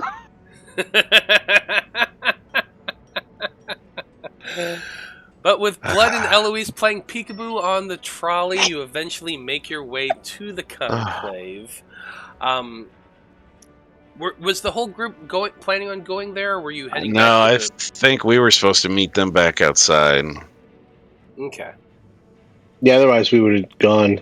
But I mean, at this point, I think she's going to need a good night's sleep before she's going to be A-okay to really go anywhere at this point. Yeah, they'll spend I guess we'll meet up with, because I guess Tomas is going to the conclave as well, right? Tomas did go to the conclave. He broke off from Yeah. your group the moment you headed towards the Merchant's Row. Which you never did buy Liam a hat. Nope. But you do go to the conclave and keep flashing the cards in front of Eloise to keep her entertained. And the person working behind the desk is just like, God damn, what is with these people? Someone gave her something for her headache, and clearly it worked. But I think she had a little too much. So I am just trying to distract her until I can find somebody who can, I don't know, do some magic to take care of her. I don't know. I think a friend of ours called it lesser restoration or greater. I don't know what. Something to deal with this, please. I only know so many card tricks. We're surrounded by stone floor, stone wall, stone ceiling, right? Yeah, pretty much. Oh, super echoey. Oh, Lord. She's just gonna start like basically tap dancing because like every step makes a tapping sound. Can we find someone? Does anybody know dancing lights? I think right now that would probably take care of this. Yeah, the dwarf behind the desk, he's like, oh my God, this is just fine. And he casts dancing lights, and Oh, thank you, Jesus. That goes might take. swirling about Eloise's eyes a little bit. And you're just captivated by these dancing lights that keep flying and swirling around your face, Eloise. They're so delicious. And she begins She- just keep he- snapping at him. Yep. They're like We- spun sugar. He's gonna lean in. He goes, "She can't really eat those, right? No, Those are it's just Eloise. lights, okay. Don't even. Just want to make okay." No, you're good. Well, she thinks she can. That's all that matters. Yeah, she I'm thinks trying to she can. catch them. Like a cat, he's just swirling these dancing lights, like a laser pointer. Yeah, Yep. exactly. Just all over the place. And Eloise is just running full pelt, trying to catch up with them. I gotta learn that trick. That's good. Just Not that kinda- this is. Hopefully, this won't ever happen again. But And the dwarf finally just looks over as he's like doing this one hand, because the spell only lasts a minute, so he has to keep casting this to keep her entertained. But while he's doing this, he's just looking at you like, "Now, why are you here?" I'm looking for Tomas Rothman. And he's just Plus, I was also hoping somebody could, like, I mean, not just entertain her, but I mean, if they can clean her, cleanse her. What I don't know what. I don't know any restoration spells. I- You might I'm- try the Church of the Five down in the city. Oh, God. They deal with that sort of thing. His head's just gonna dip so low. Like, oh god damn it! I came to the wrong place. At what point does my father show up? Not anytime soon. Dang it. He does tell you that Tomas is currently in a meeting. Alright, He's with Chief Archivist Blood Anvil right now. He sent a message up there, but they're kind of deep into it right now. No, if he's busy, I understand.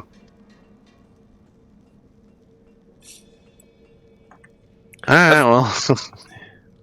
You had to head back out again? Sure, why not? I suppose. try and make it outside. That he doesn't know what he's gonna do. He's just gonna start looking for Vulcan. He's gonna be the tallest one amongst everyone. So he does arrive probably about 10-15 minutes later. Just as the two of you're trying to push Eloise out the door. Vulcan comes up and sees this. He's like, "Dear, what the hell happened to her?" Dude, the Fuckleral gave her a lozenge. He said it was like mushrooms or something. It got rid of her headache, but it did a lot more than that. I learned it from watching you, Dad. That's wrong. If you can do something, I can only entertain her for so long with my card tricks. And Blood's like almost crying at this point. He's like, I don't have anything left. Do you have any diamond dust? Because I need to cast Greater Restoration. You know what? He's got because I know we gave her diamonds for that, but I'm wondering. Would Lesser Restoration not work for this? Let me look at the difference between the two spells.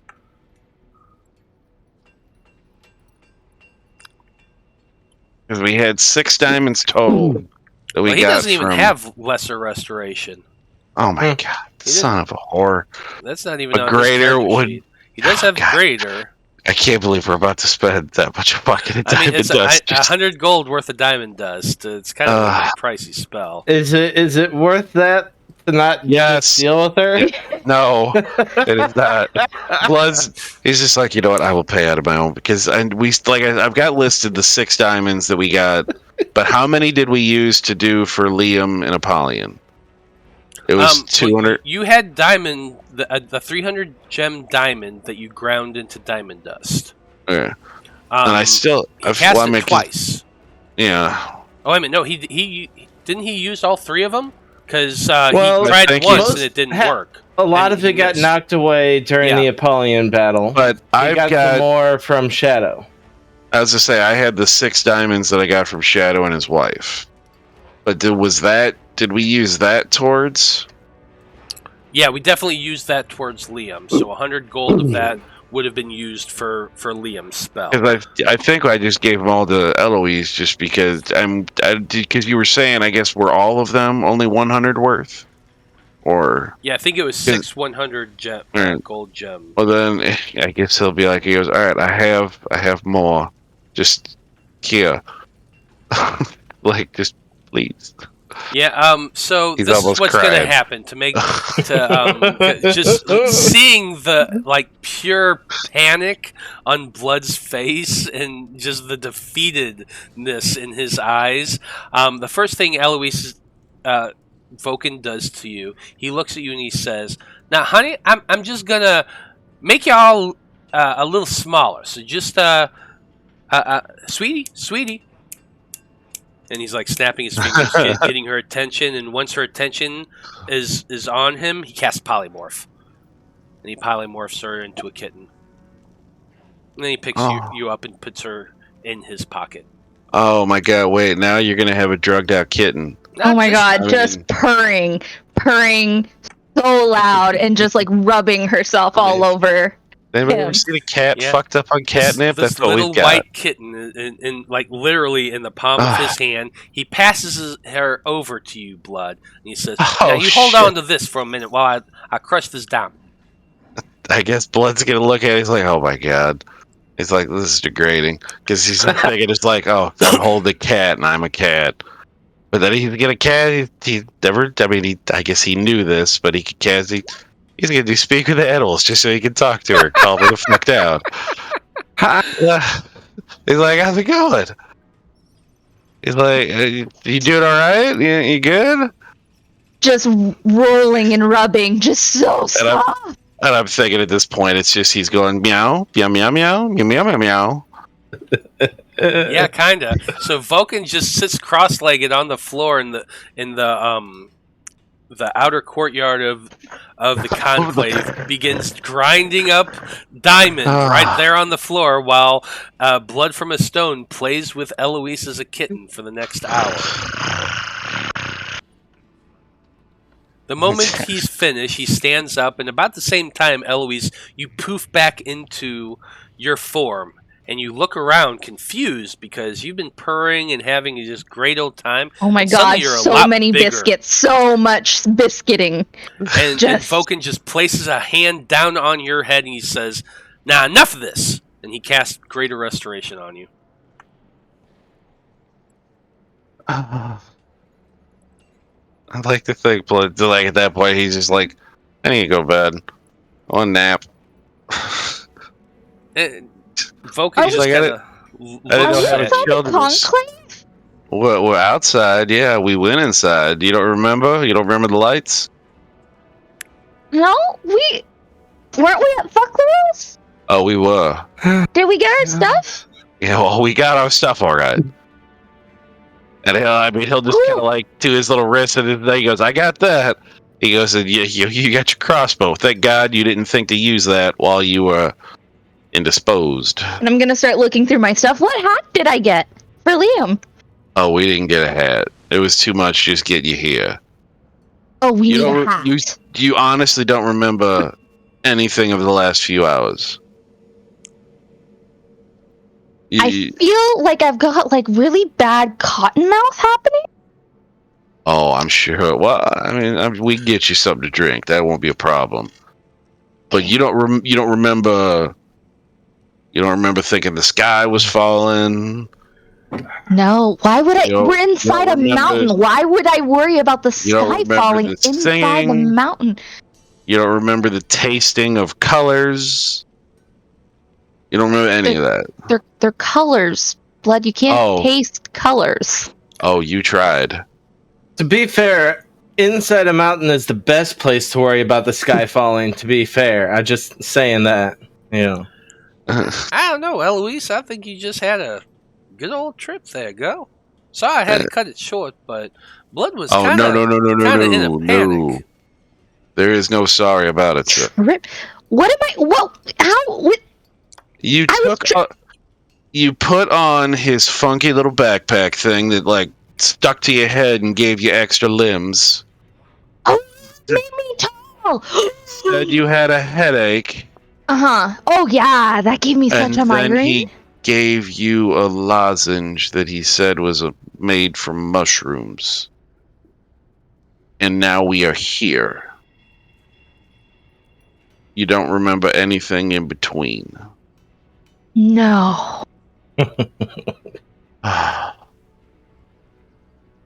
Let's just be like, you know what? That might be for the best. Are you okay? I'll be okay. It's like I was on the fence. You know, I at one point I thought, you know what? It'd be great to have children.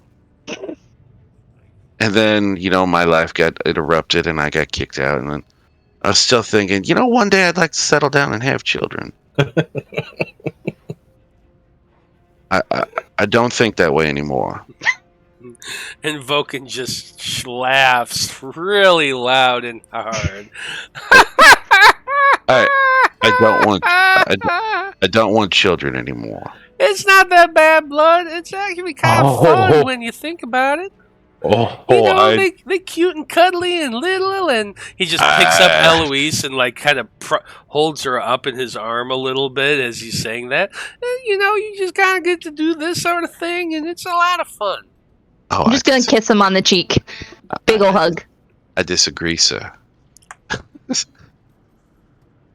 I mean, Well, it helps when you have the best dad in the world. No, Just saying. It's even better when you have the best daughter in the world. You just are sweeter as a peach, my dear. I beg to differ. Well, I got it from you. It's well, let's just watch this. He goes, yeah, that wasn't what happened an hour ago. Yeah, Let's go find the Oh, all right. You know what? That's the one thing I wish we had bought in the last time was a hat, because I think it would have been a great hat. Now we'll just have to get something sensible. You can always go back. No. He's done with the coked out Eloise. Well, heading back to the merchant district once again, wasting another hour of your day. You eventually go looking for a hat. What kind of hat are you looking for? Anything that, It's has really just gonna help hide your face, right? While you're walking. and yeah, keep the sun off and hide your face, but it doesn't look like it's like purposefully trying to hide your face. Oh, so You can Not Like find big a sunglasses. you can find a haberdashery in Morag, and most of them are in more of a dwarven style, but you can find someone who is willing to sell hats. And there are all sorts of different types of hats. Big hats, small hats, wide hats, little hats, gregarious hats, bright, boisterous hats, hats that you think would be amazing on Apollyon, hats that you think would totally fit Veil's goth motif. What sort of hat specifically do you want to buy, Liam?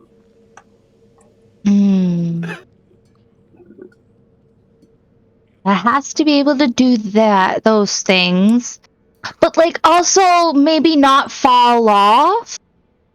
Especially since he's so like ha ha ha ha ha ha ha moves so fast, like maybe something that isn't gonna when did he lose the hat before? I don't remember. When Apollyon and the now dead Jortha dunked me in the water to attempt to remove the mushroom spores from my face. Okay, gotcha. Yeah, I think that was Blood was he was kind of going through mushroom madness. I say attempt because it did jack squat. Yeah. Yeah, did Jack squat other than making his hat Lose my hat, yeah. go coasting down river? None of you ever went to go get it.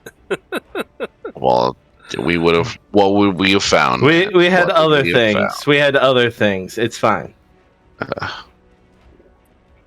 Just, I guess, find something that fits his aesthetic. I don't know. I've got my hood, and that's all I have a need.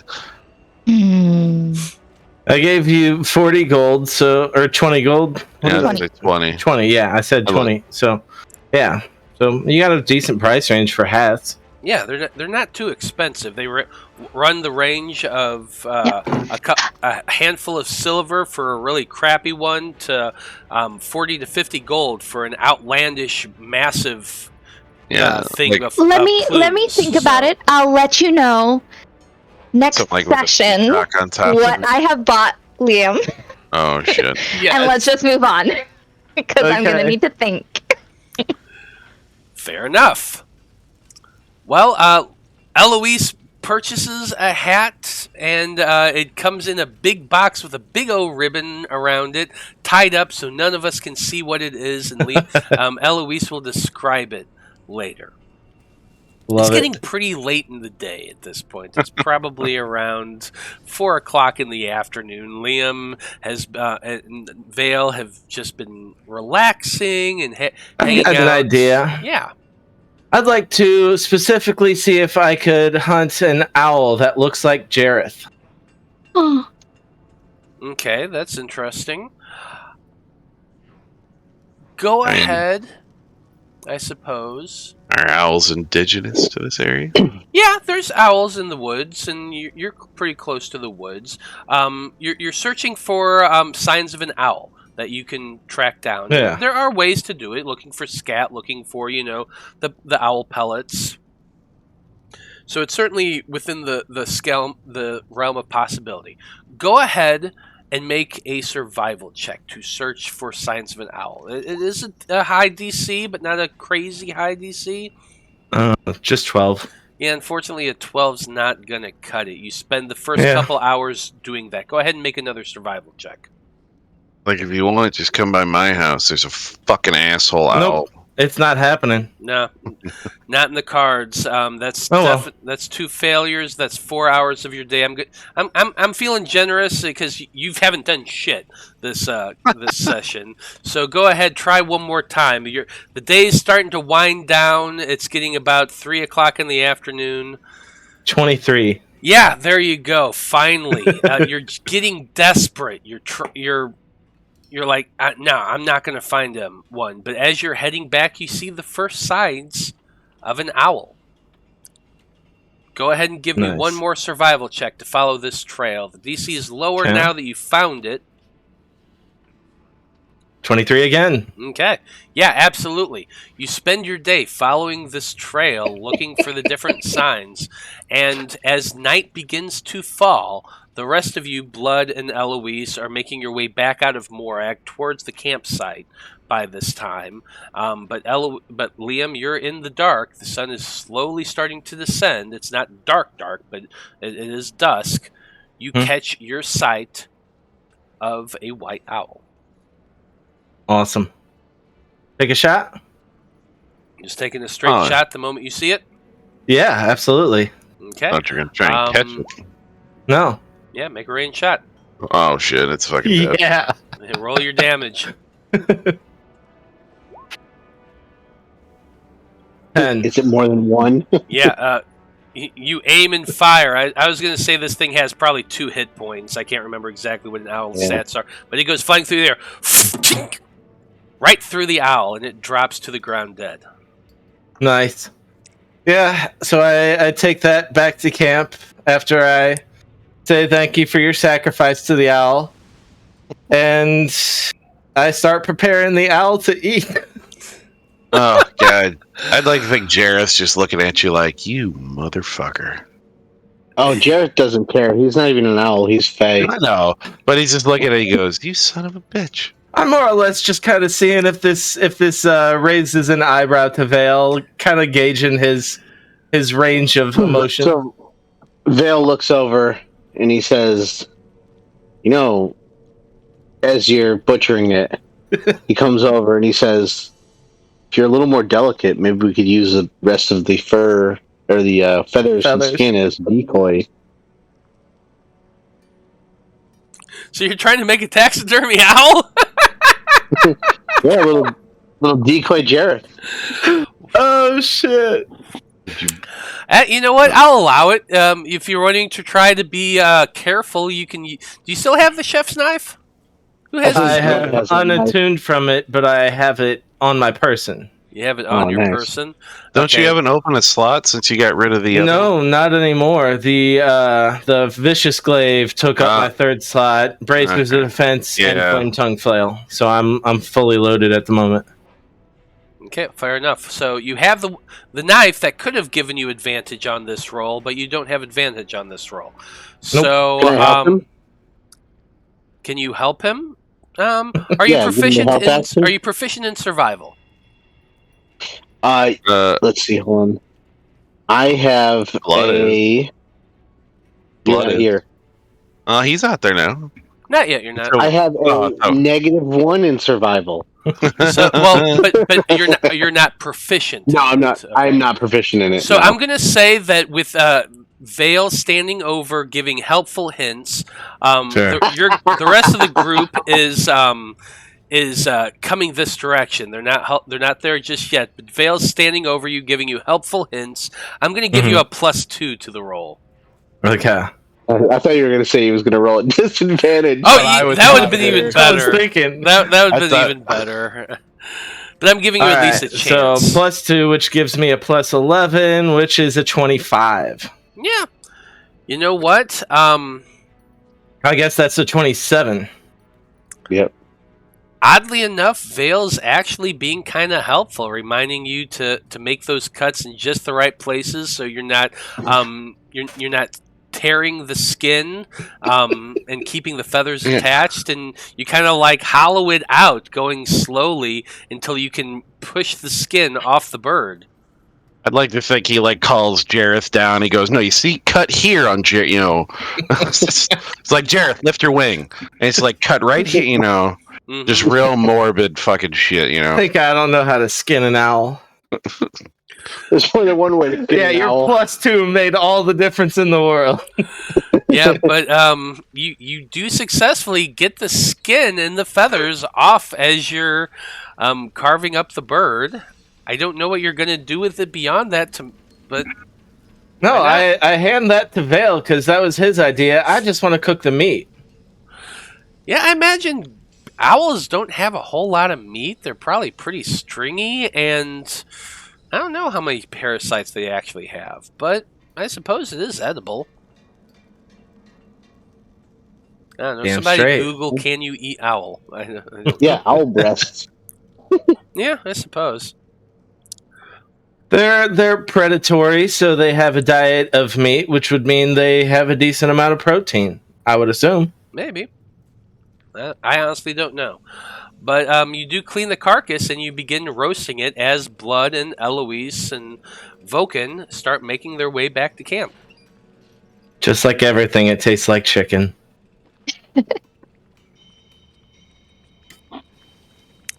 But what are you all wanting to do for the evening? We did it. We got the stuff. I don't know if I'll be able to use my crossbow, but Why not? Does it require attunement? Is that I what you're think asking? so. I believe it does, right? Yeah, it does. Oh, I did tell you that Why when you would- ordered it, that it was. What do you have? The staff, the bracers, and what else? She I don't doesn't have the bracers anymore. I have the moon sickle. So I've got the cloak of because you can't have protection. bracers and a shield. Oh yeah, true. well, it can be. Well, you can. I guess she could just No, use no. it as a regular crossbow still, but that kind of defeats the purpose. I mean, it's what else are you attuned to? My cloak of protection, my staff of the woodlands, and the Moon moon sickle. Well, Yeah. we'll figure it out. I'm sure there's times where you could use that over something else. So it's still handy. Don't worry about that. Yeah, maybe just attune to it for tomorrow and get to use your new toy. That's okay. I'll save it. You can always switch out attunements based on the circumstances you need. Oh, and then I take the big box, big giant box, and I hand it over to Liam. Excellent. Mhm. All right. I'm a bit cautious, but I go ahead and I open it. Uh-huh. And what you find inside is so they didn't have any like bamboo hats like yours, Uh-huh. but the closest I could find, and it's this kind of like hat, and it's a woven material, but it's more like rattan, but like so it's like woven grasses, but it's softer than rattan, or I don't know how you pronounce that. Anyways, and it's like this big like buri hat, but the edges are a little bit floppier. Okay. It's what I I'll picture, definitely like put it on, yeah. an old retired woman wearing like in her garden. Looking Yeah. at the hat, Yeah, She that's just kind of does what too. I'm envisioning too. The closest thing Eloise could find to your previous hat. Sure. Man, it's just a big floppy And sun one hat. of your requirements was that it stays to my head, so I assume it has a string or something.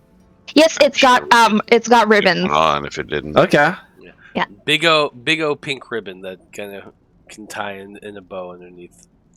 Or what color is it? I shouldn't say what color it is. What color is it, Eloise? Purple. Purple. Nice. Yeah, I'll happily wear that. Yeah. Go underestimated. That's the ultimate goal, right? There you go. You have your hat.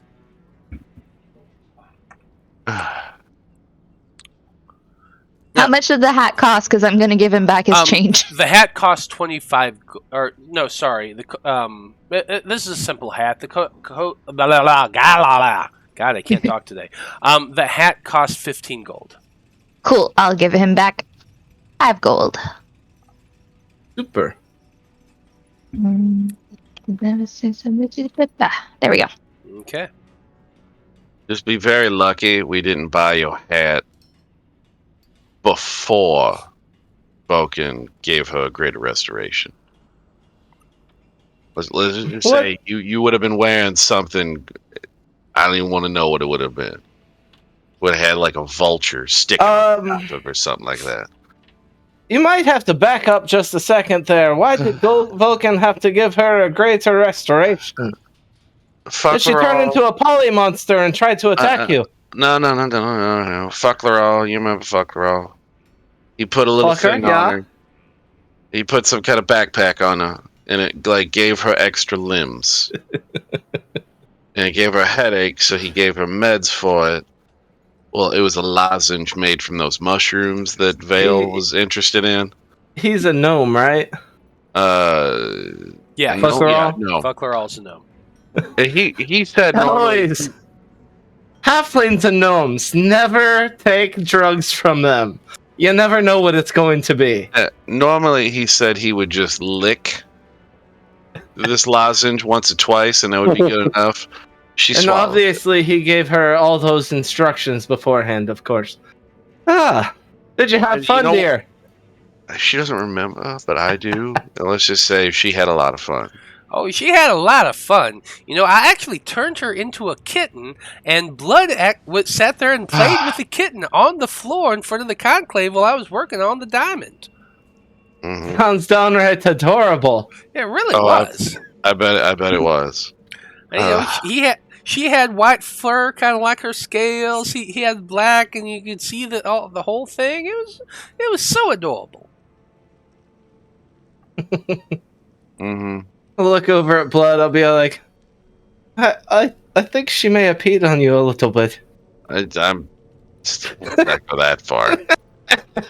No, that probably happened. That probably happened. Well, you gotta pay extra for that. Come on, he didn't. No, there's just a little hint of ammonia smell coming off Blood. Veil, just do your thing. Or he'll go to Apollyon because Veil may just out of spite think it's funny and not do it. He'll ask Apollyon to. It's like, can you waddle do it, zippity doo dah, do your little clean thing? You know it, baby. Anytime. Sure, why not? And Apollyon is definitely going to use his prestidigitation on you, but what he instead makes you smell like is the most amazing perfume that he can think of, a sweaty locker room. I counterspelled it. You counterspelled it. He went to cast that spell and poof. Well, what happened there? You're gonna roll over a cantrip. You are so petty. You counterspell like Apollyon just goes wandering off, kind of like confused how his spell didn't work because he didn't see the counterspell.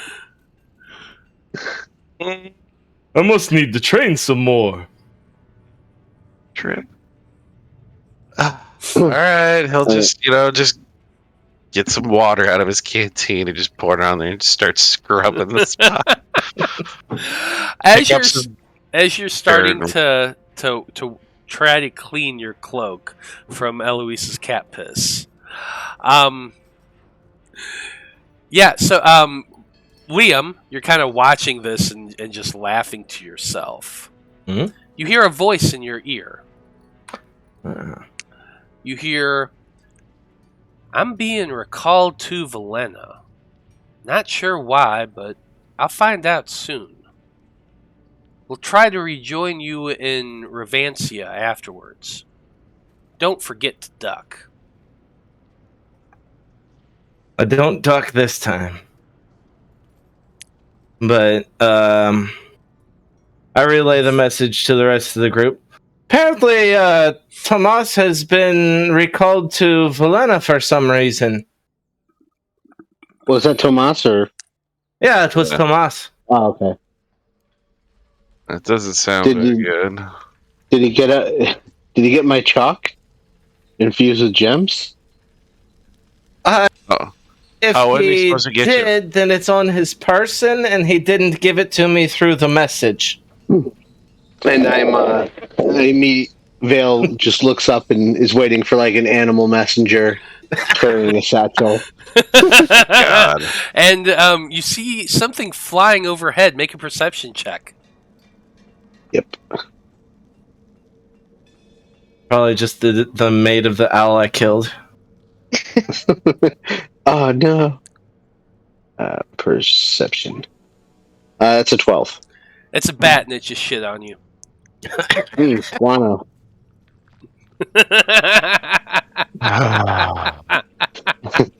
Vale casts fireball. I'm just kidding. So are we gonna wait till tomorrow to go to Revancia, or are we gonna go tonight? Does he have Jareth cast Fireball? Yeah. I don't see a reason why we shouldn't go tonight, because it'd be one less night in the woods. I mean, we're going to be at the conclave if we go through the teleportation circle. So I think we'll at least have more secure night if we go now. Oh, do we need to give them a heads up that we're coming? Nah, we're members. Do you call I the guess- gym before you go? Well, that's a little different. Yeah, but if your membership works at all gyms of that variety, Yeah. all All right. I mean, he's got a point. I'm just wondering. You just got to have the membership card. Yeah. And we got the tattoos right here. Yeah. So you're going to be casting your magic circle? Yeah, let me I'll pull it up right now. Well, first I'll make sure everyone's ready. Didn't we need to do anything, because this thing's only lasting for 6 seconds, I No. believe. Or no, 1 round, right? Yeah. Well, it's just It says on the spell. based on the time, should we leave Vulcan here and bring Apollyon with us? Will Vulcan watch the stuff? I seriously doubt we'll be in and out of that town in the before the end of session, is what I'm saying. Vulcan's got Oh, yeah. his own stuff that he's wanting to. I'm sure we can Horse we could probably find a place to put the horses up, a stable. Oh, Yeah, there is an inn just outside of Morag. What were the rules with teleportation circle and the wagon and horses? Yeah, it won't teleport. It's not big enough. Okay. Magical items. Not to mention the wagon and the horses would be inside the conclave. Mm. Yeah. All right. If you watched all the Critical Role Season 2, the more bounders going into the one, yeah. Mm. That Well, could- there is there. Correct me if I'm wrong, but there's an inn just outside of Morag. yeah, There is, yes. I gotta imagine there's bound to be stables somewhere Yeah, here. there is so- a stable outside of Morag as well. You can take your wagons over there and get them stabled for some time.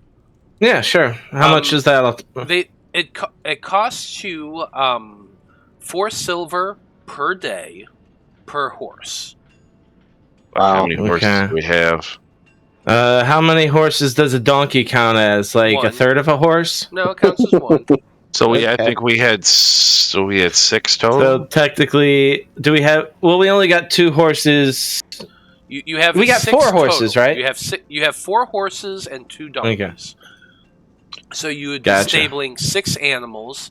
So that's 24 a 24 day. silver or 2 gold and 4 4 silver. per day. Is gravel still around? Yeah. 2? Yeah, gravel. Gravel. We got it. Do we think maybe just to be safe, Let it. 5 days worth? Just because we don't know how long we'll be gone. You think it's gonna take do you 5 have to pay in days? advance? Well, I don't know how long. Yeah, I would pay. Blood will pay because I don't know how long you pay we're in gonna be. advance. If you're Yeah. not planning on picking it up the next morning, you pay for however many days you're planning these horses to be there. Because once your money runs out, if you're not there to pick it up, it's theirs to do with as they want. So So Yep. roughly 2.5 gold per day, and you want 5 days. So That's what I was. That'd I mean, do be- we want to just do 10 and just give them 25 gold just to hang on to? Then they can just, hopefully we'll be back within the 10 days and we'll get our change back, or we'll just let them keep it. I But don't they think can we get change back. They But can I'll take go it ahead out and of. Well, I mean, I was just saying, yeah, blood can put some in too. here. so I'll they put can- 5 in. Anybody else wants put 5 in or whatever.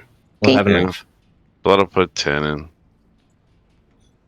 So just another 10 gold from somebody, I'm sure Damn it. Apollyon don't mind paying I'll- too. Oh yeah. Yeah.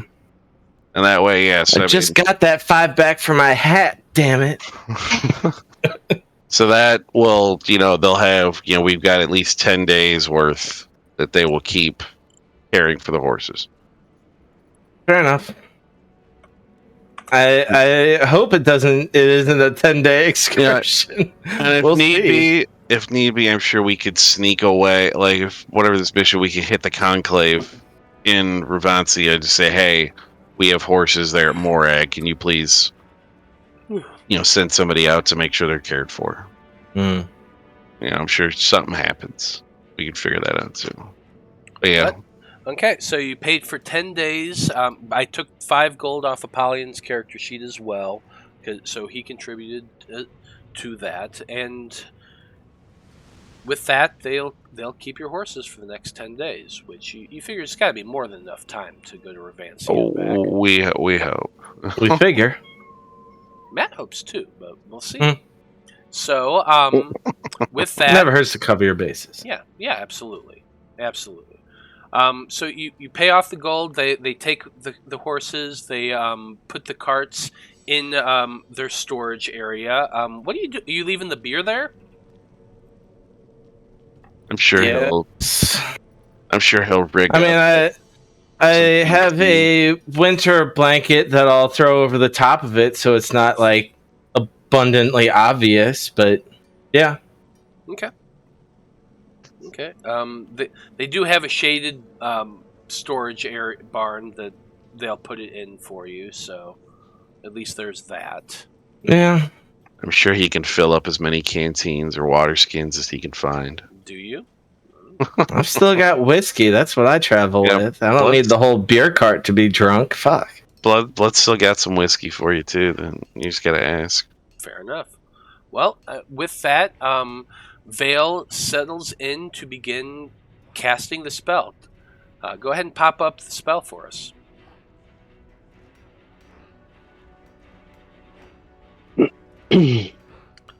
So for the next, let's see, it takes 1 minute One round.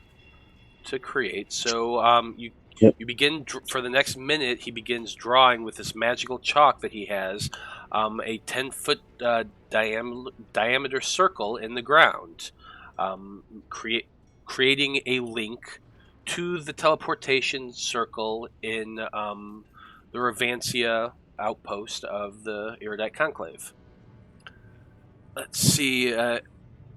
Once the spell is just about ready, right before Veil completes it, all of you gather close to the circle and ready yourselves. Because once he casts it, you got 6 Right. seconds to get through.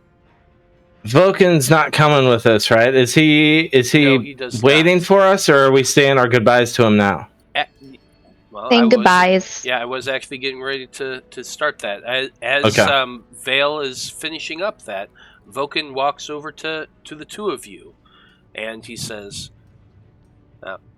I wish you both the best of luck out in Revancia. I'm going to stay here in Morag, like I said, and keep looking for Groot. Now, if you get back into the city soon, come let me know. Come look for me. I'll try to check in with that conclave of yours whenever I can and see if you're back yet. Or just send a messenger. And then he kind of just awkwardly gives you a big hug, Eloise. Oh, I full on koala him. Oh yeah. And as he's hugging you, he does whisper into your ear. Take care of them, girl. Feel like they kind of need you more than you need them. So just take care of them. I nod. When he puts you down, he looks over at you, Liam, and he puts a fatherly hand on your shoulder. And he kind of gives you the finger of, anything happens to her, you and me, we're going to have a talk. Fair enough. And do you remember this? Although you're right, everyone has the ability to be redeemed. You have to want to be redeemed.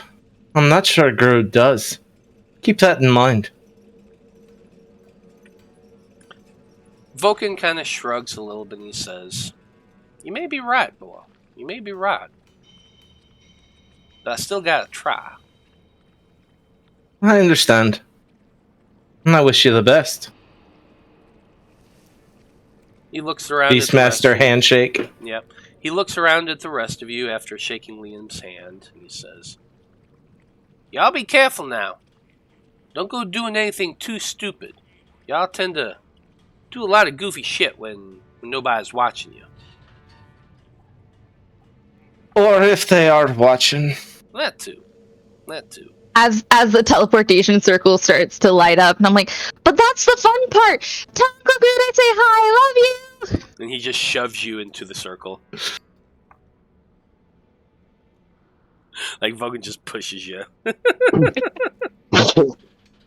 By the way, I had bought 300 gold piece worth of this chalk and the gem infused chalk, so I just used 50 of it for this circle. So we have 5 more times of this right now. 5 more teleportation circles that I could do. There you go. I wrap Eloise up in a hug so she doesn't jump out of the circle while it's teleporting, so she doesn't get cut in half. But you all step through very quickly as the teleportation circle flares to life. And in a moment, your vision clears to find yourselves in an extremely dark room. Most of you have your goggles on or your dark vision, and you pull them down over your eyes and begin looking around. And you realize that you're in a perfectly round room, completely made of that same gray, tan stone that you've seen in every conclave you've ever been in before.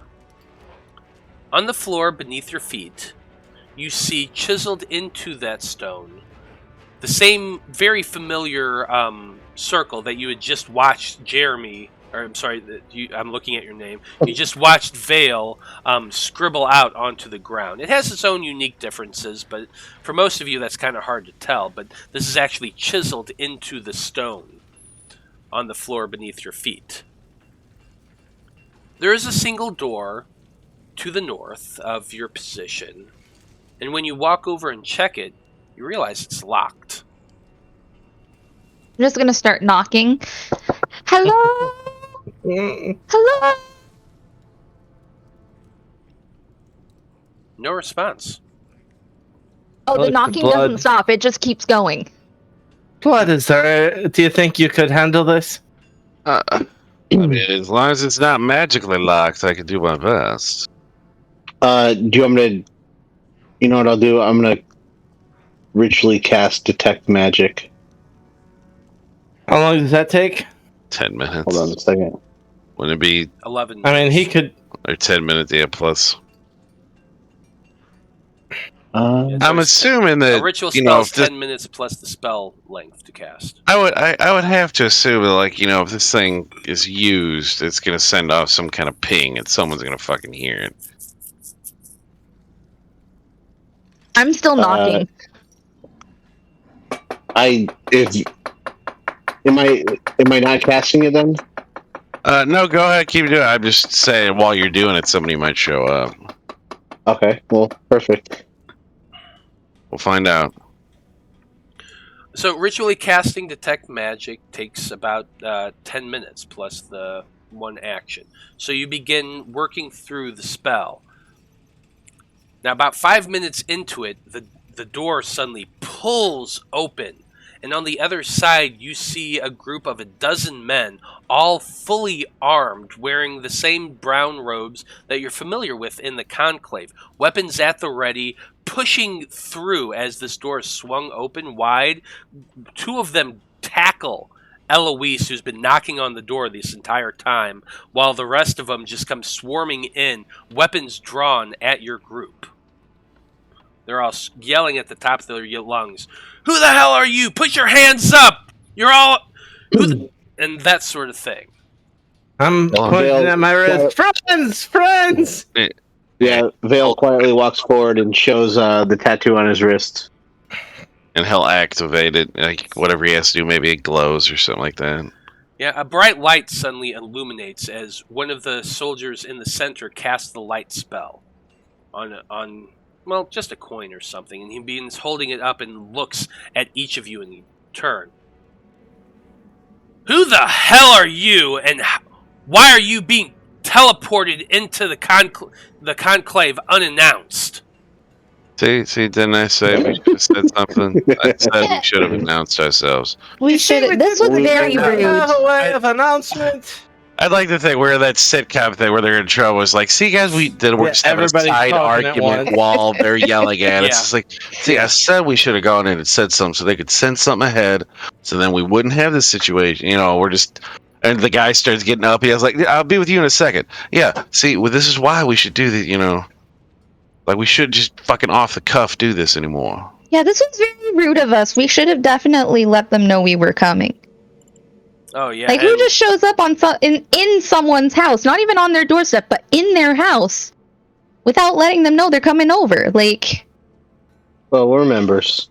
Yeah, but we apologize, sir. Finally, they're like, "Shut the hell up, all of you!" And he points at one of you at random, and it just happens to be Liam. And he says, "Who are you? Identify yourselves now. You have the tattoos. Who are you?" Fabulous Five. We're here. We're on behalf of the Conclave.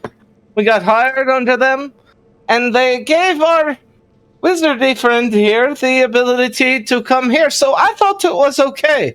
He didn't tell me it wasn't okay. So why would I assume it was? Because you seem very nice. You there, wizard!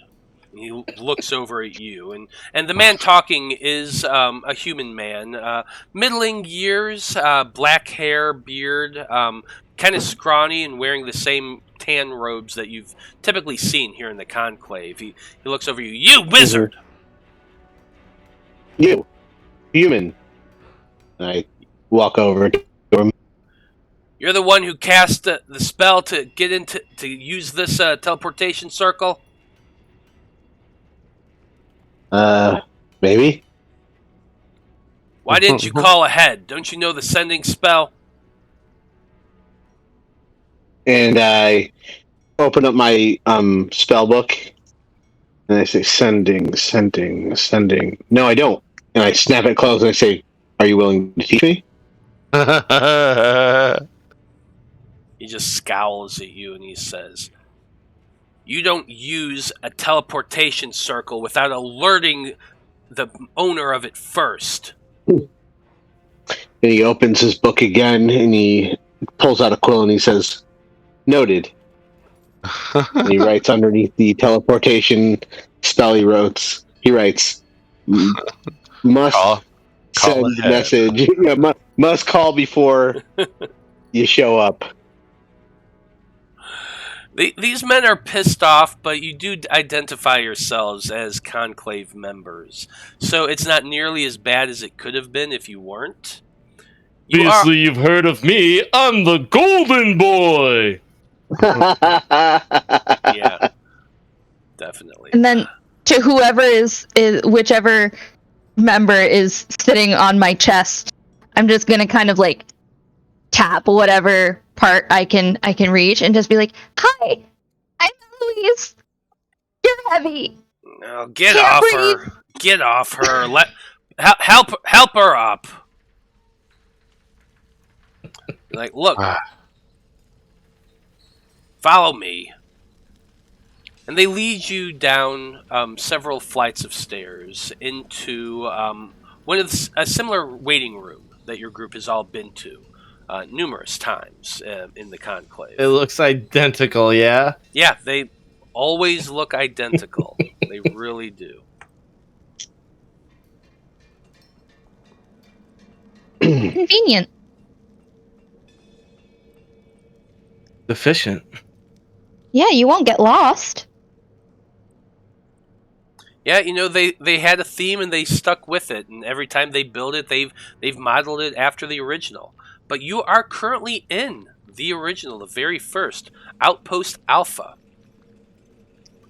You're led down. Should we start laying out the heads? I was about to say, I feel like we don't have our normal gift of heads. I don't have any. I don't think so. I've got some pelts. No, they all got turned in. Yeah. He's got a dummy owl. He's got the skin of an owl anyway, and the feathers. But you are led into a familiar waiting room, and eventually a woman steps through. A human, female, about late middling years, with sandy blonde hair and a bit of a hair lip.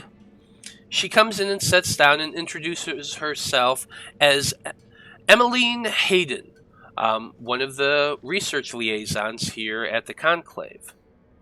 She goes on to inform you that, your unannounced visit put the Conclave in quite an uproar. Security is furious that you didn't call ahead, and honestly, you're kind of lucky they didn't just run in and start attacking without asking questions. A note's been added to your file that you've done this, and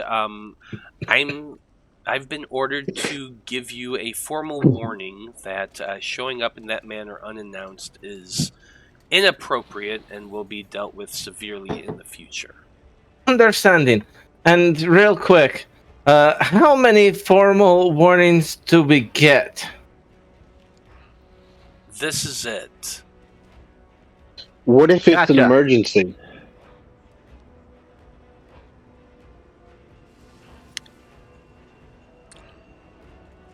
What do you mean, emergency?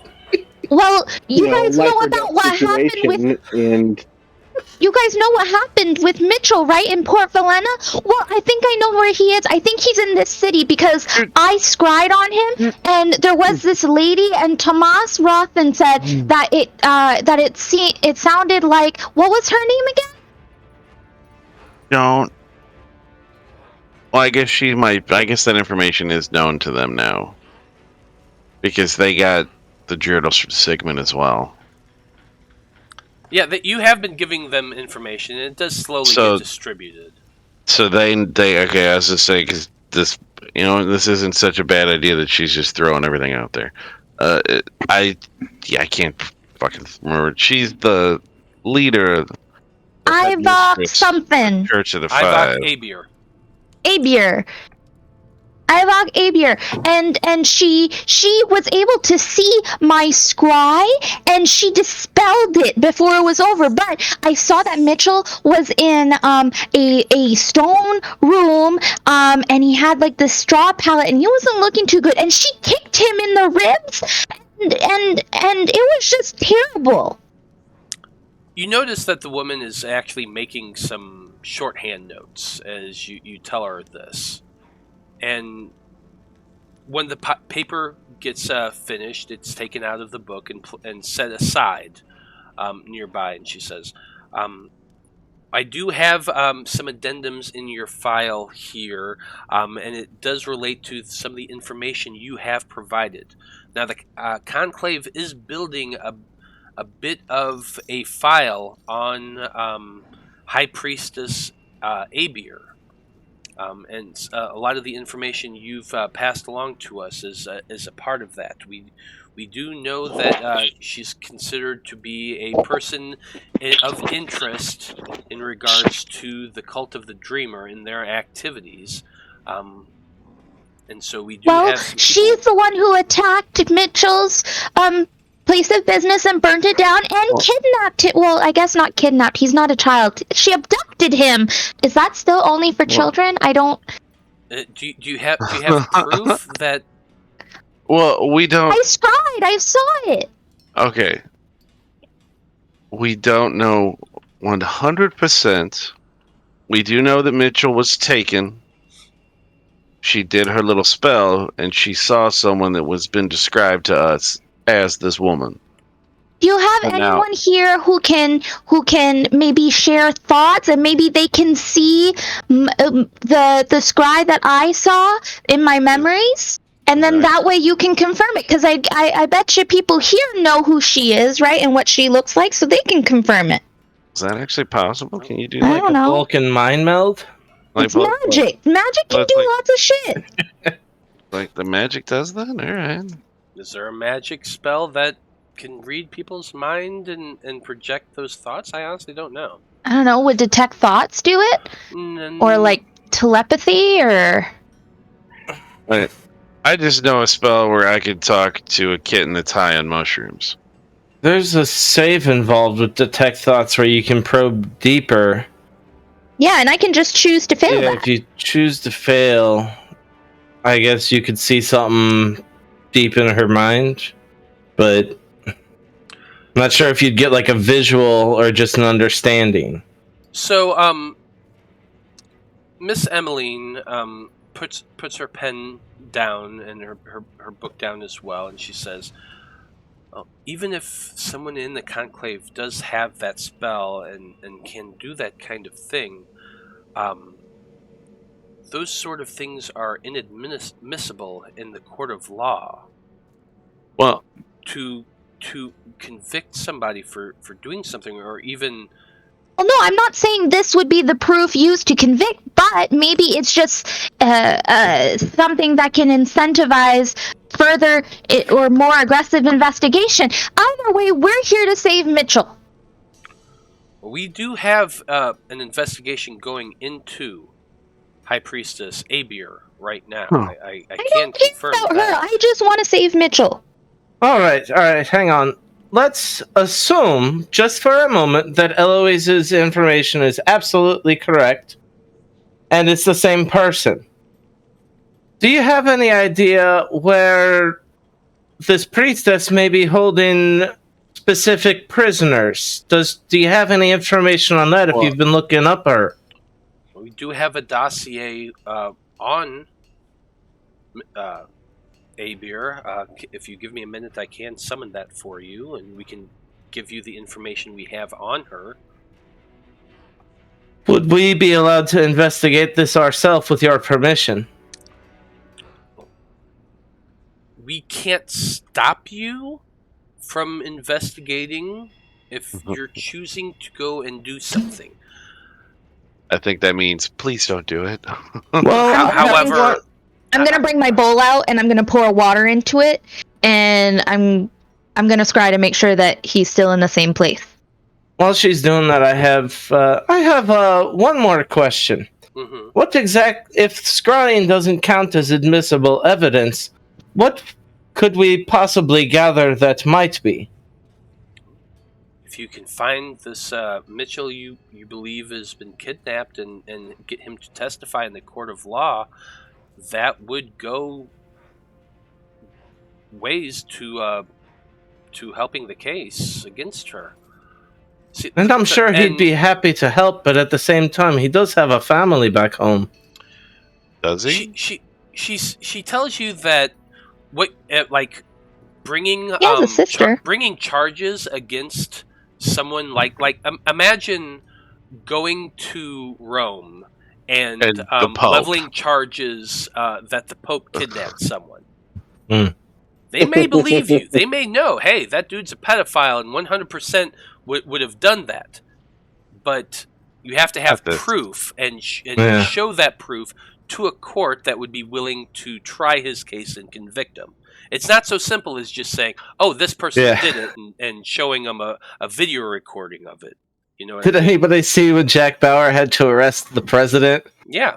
It's kind of what this sounds like. And a little bit, yeah, that is that kind of scenario. Ivik Abir is a massively highly influential individual.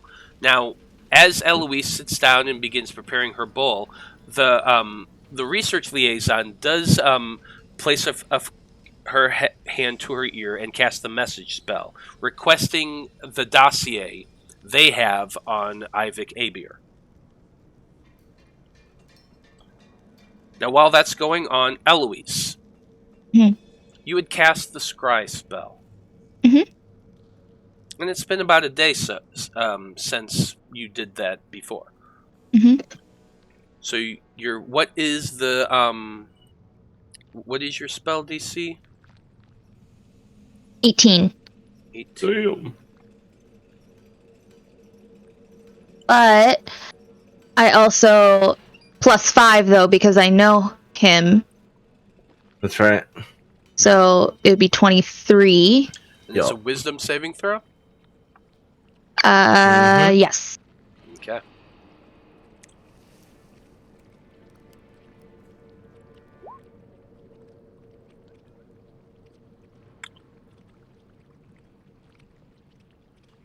Well.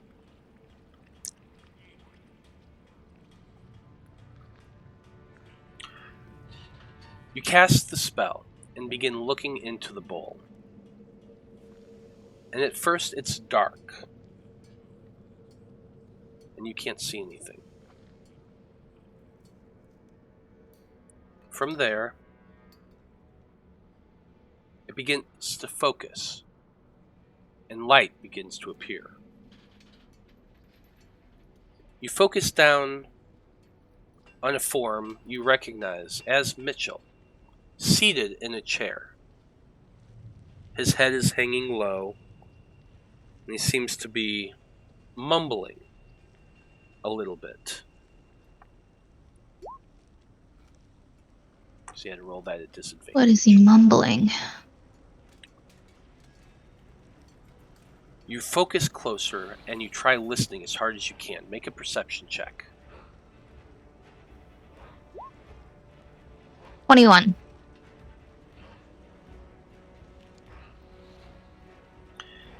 He's mumbling. I'm trying to remember his voice. Flamboyant. Yeah, flamboyant is it, but flamboyant, but also at the same time beaten down hard. So I'm trying to get the voice right in my head. Don't matter what you're gonna do to me, I will not give in. Is what he's mumbling. So he's now in a room that has a light in it, There is so I can light. see. You can see. The best way I can describe this is the focus of your spell is on him. There is enough light around him that you're able to make out some distinguishing features, almost as though there's maybe a few candles somewhere past where your vision is. You can see a little bit of that flicker movement, so that's you kind of get the idea of maybe a candlelight or torchlight somewhere in the distance beyond what your the spell allows you to see. Okay.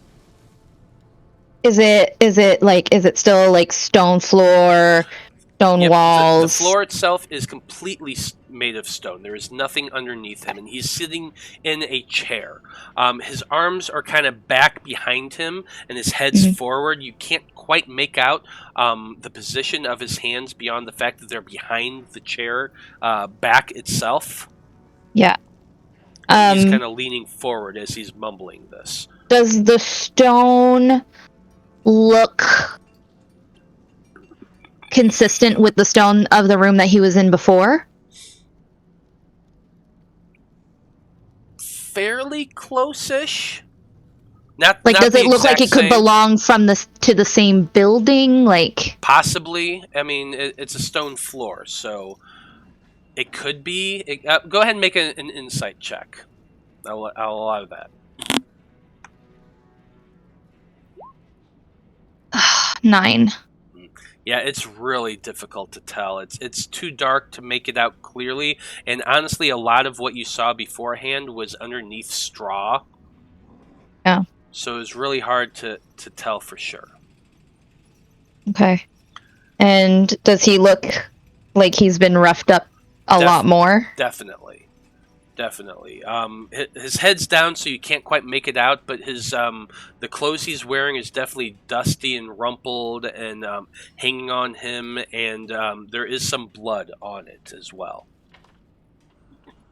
Damn it! I wish I could cast through this.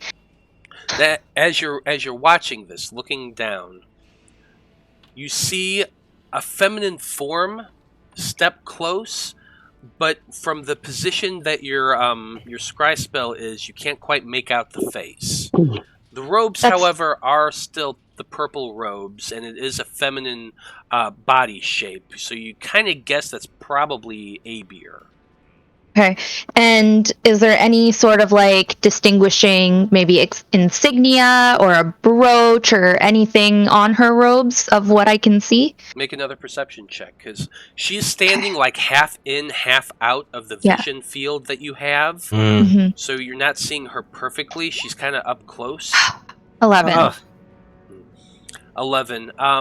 You can make out that she does have an amulet over on her chest, but you can't make out the details of it. It's far too dark with the lighting there. Okay, well, as I'm going to drop the scrying, hopefully before she notices, I'm going to pull out of it. Okay. Well, before you pull out, as I was getting ready to say before you... Right, okay. As she steps into it, she is saying to Mitchell, "You can resist all you want. It doesn't matter. I have someone new to introduce you to." And that's how much you could hear before you said you're starting to pull back. Shit. Are you pulling back with that knowledge? Yeah. Okay. I said I was pulling back, and I don't want her to see the scry again and then move him. Yeah, all we hear is Eloise say shit. Okay.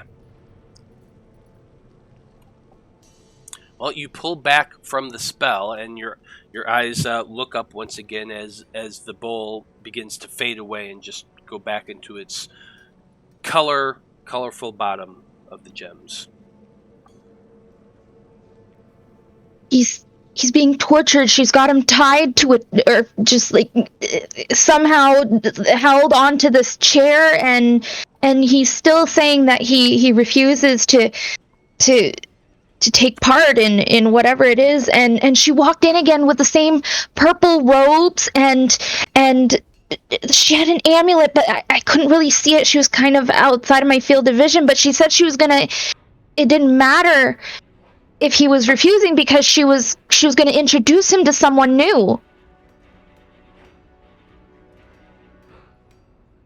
Sounds like we need to move fast. You can see it. Say that again, Jeremy. I couldn't quite hear you. Could you describe the amulet, or was it too out of your vision to make out? No, I couldn't quite make it out. I noticed that there was an amulet, but it was... I mean, wherever she is, there's not really great lighting. She seems to keep him in the dark. He could be in the lower levels somewhere.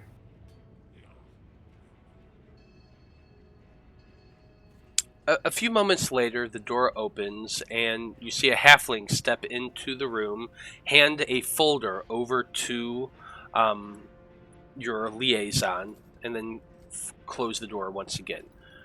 She opens it up and scans through it, and she says, "This is the information we've gathered so far on High Priestess Abir. she passes it over to you. Awesome. There any locations of? Oh, okay. So there's an actual. It's an dossier. actual Okay, dossier perfect. that I prepared for you because I knew you were going to be asking about it. It does give some basic information about her age, her date of birth, where she was born, family members, a bit of her confirmed history, and at the bottom it does list some property that she does own. She owns a villa in north of Revancia. She owns a beach home located east of Meander, and she also has a temple that she's recently built and maintains quarters in her home city of Ranivika.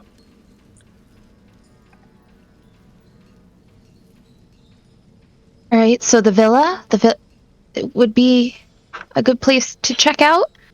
Well, that's 30 miles north of Ranivika. Revancia. Or You've been Vancia. following her. When's the last time you saw her?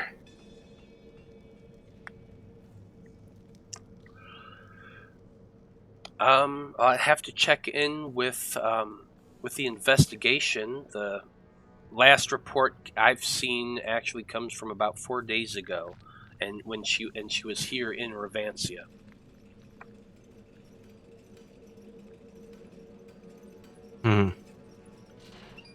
She mostly, whenever she's in Revancia, now she does tend to travel quite a bit.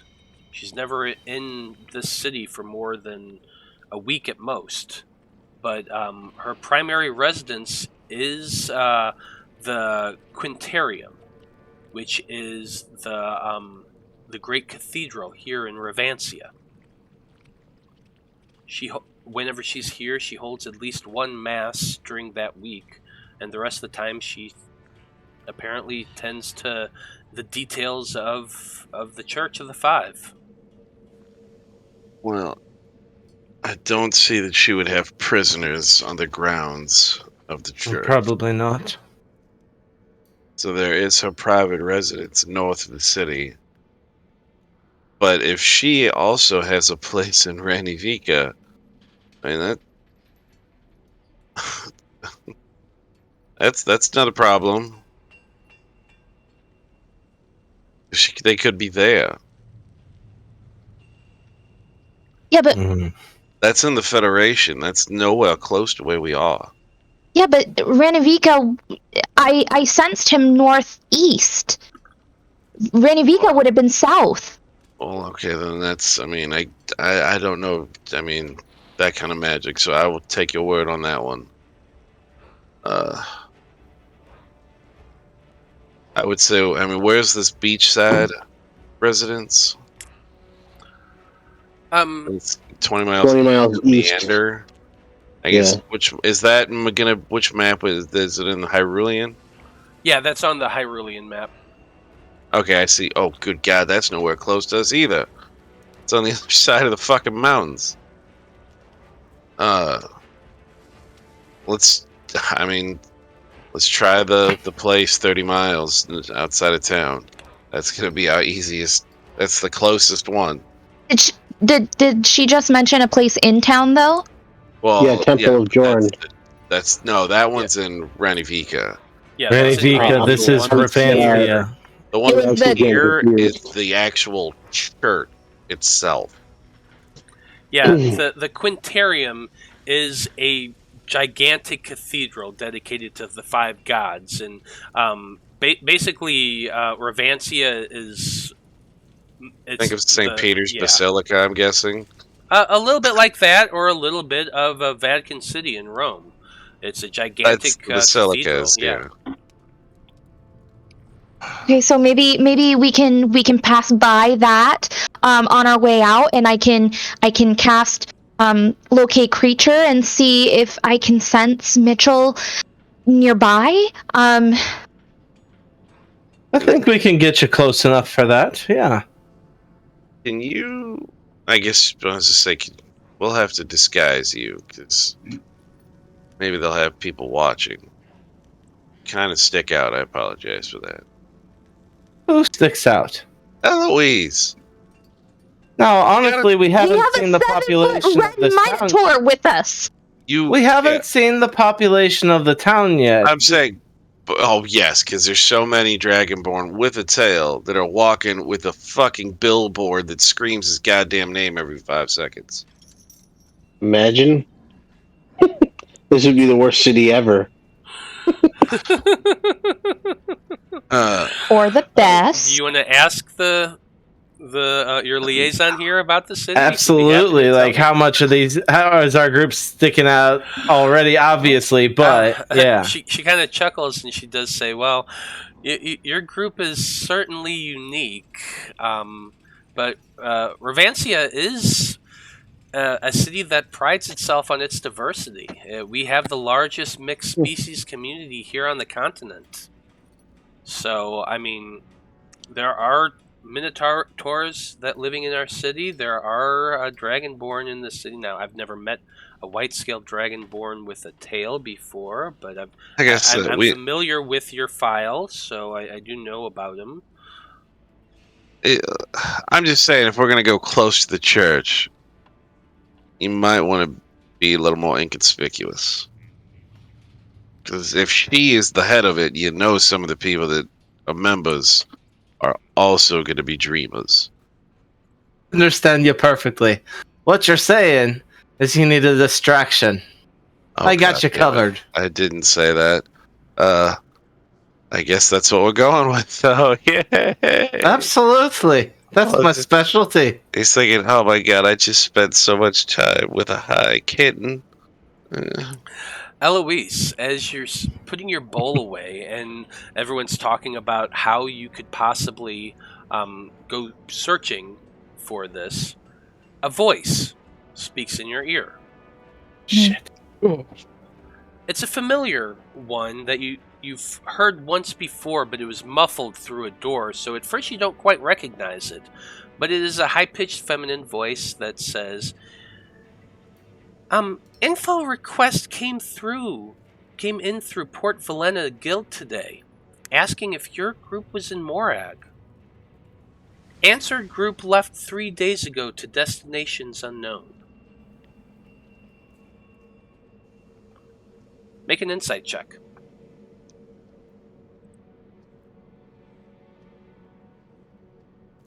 And this is Eloise. Is where who's here? Eloise who heard this. 14. Like I said, you heard this voice once before, though it was muffled through a door, but you remember a goblin woman behind a closed door who would peek out at you every so often and smile at you. Oh. And I'll say the message before. I'll say the message once before because I did say it kind of low. Info request came in through Port Valena Guild today, asking if your group was in Morag. Answered group left 3 days ago to destinations unknown. So she's covering for us. Thank you, Ona. I hope you're having a wonderful day. Is that all you say? How about you? I guess your blood's not gonna know. It's like, yeah, you so just We're heard her saving say Mitchell. I don't know if Okay. And I think we're gonna Operation Ho. We're gonna leave things right there this evening. I had to see if she had something else to say. Oh, love you, Ona. Hope you're on our side. And poor Ona in her little back office and the back end of that pawn shop is just like, going to save Mitchell? What's that about? right now we She's probably just going, who the fuck is Mitchell? Yeah, pretty much. Pretty much. Who is looking for us? Although, as an information gatherer, that would inspire her to look into that. That's something that would be in the news. We'll find out next session, won't we? Yeah. Maybe, But maybe not. Who knows? before we end the session, I'm just gonna tell them, like, oh my gosh, Ona just sent me a message. Apparently, somebody was asking about us in Port Valena, and they asked if we had been through Morag, and she told them that we had left 3 days ago, but she didn't know where we were going. Who was asking for us? Ona! No. Ona sent the message. Ona said someone was asking, yes? Yes. Oh, she didn't say who. This is not good. She just said someone passed through the guild in Port Valena. This is very not good. There you go. Now Blood's just like, oh god damn it, one more problem. Well, I mean, if they're asking her, of course they're part of Blood's guild. But she covered for us. Why? Because she's wonderful. I like her. But who is asking for us, though? That's the problem. Oh, I don't know. Do you need to check in with the chapter up here? Almost afraid to. Because then they'll know where we are. Which you said saving Mitchell. Yeah, but they don't know where Mitchell is. Yet.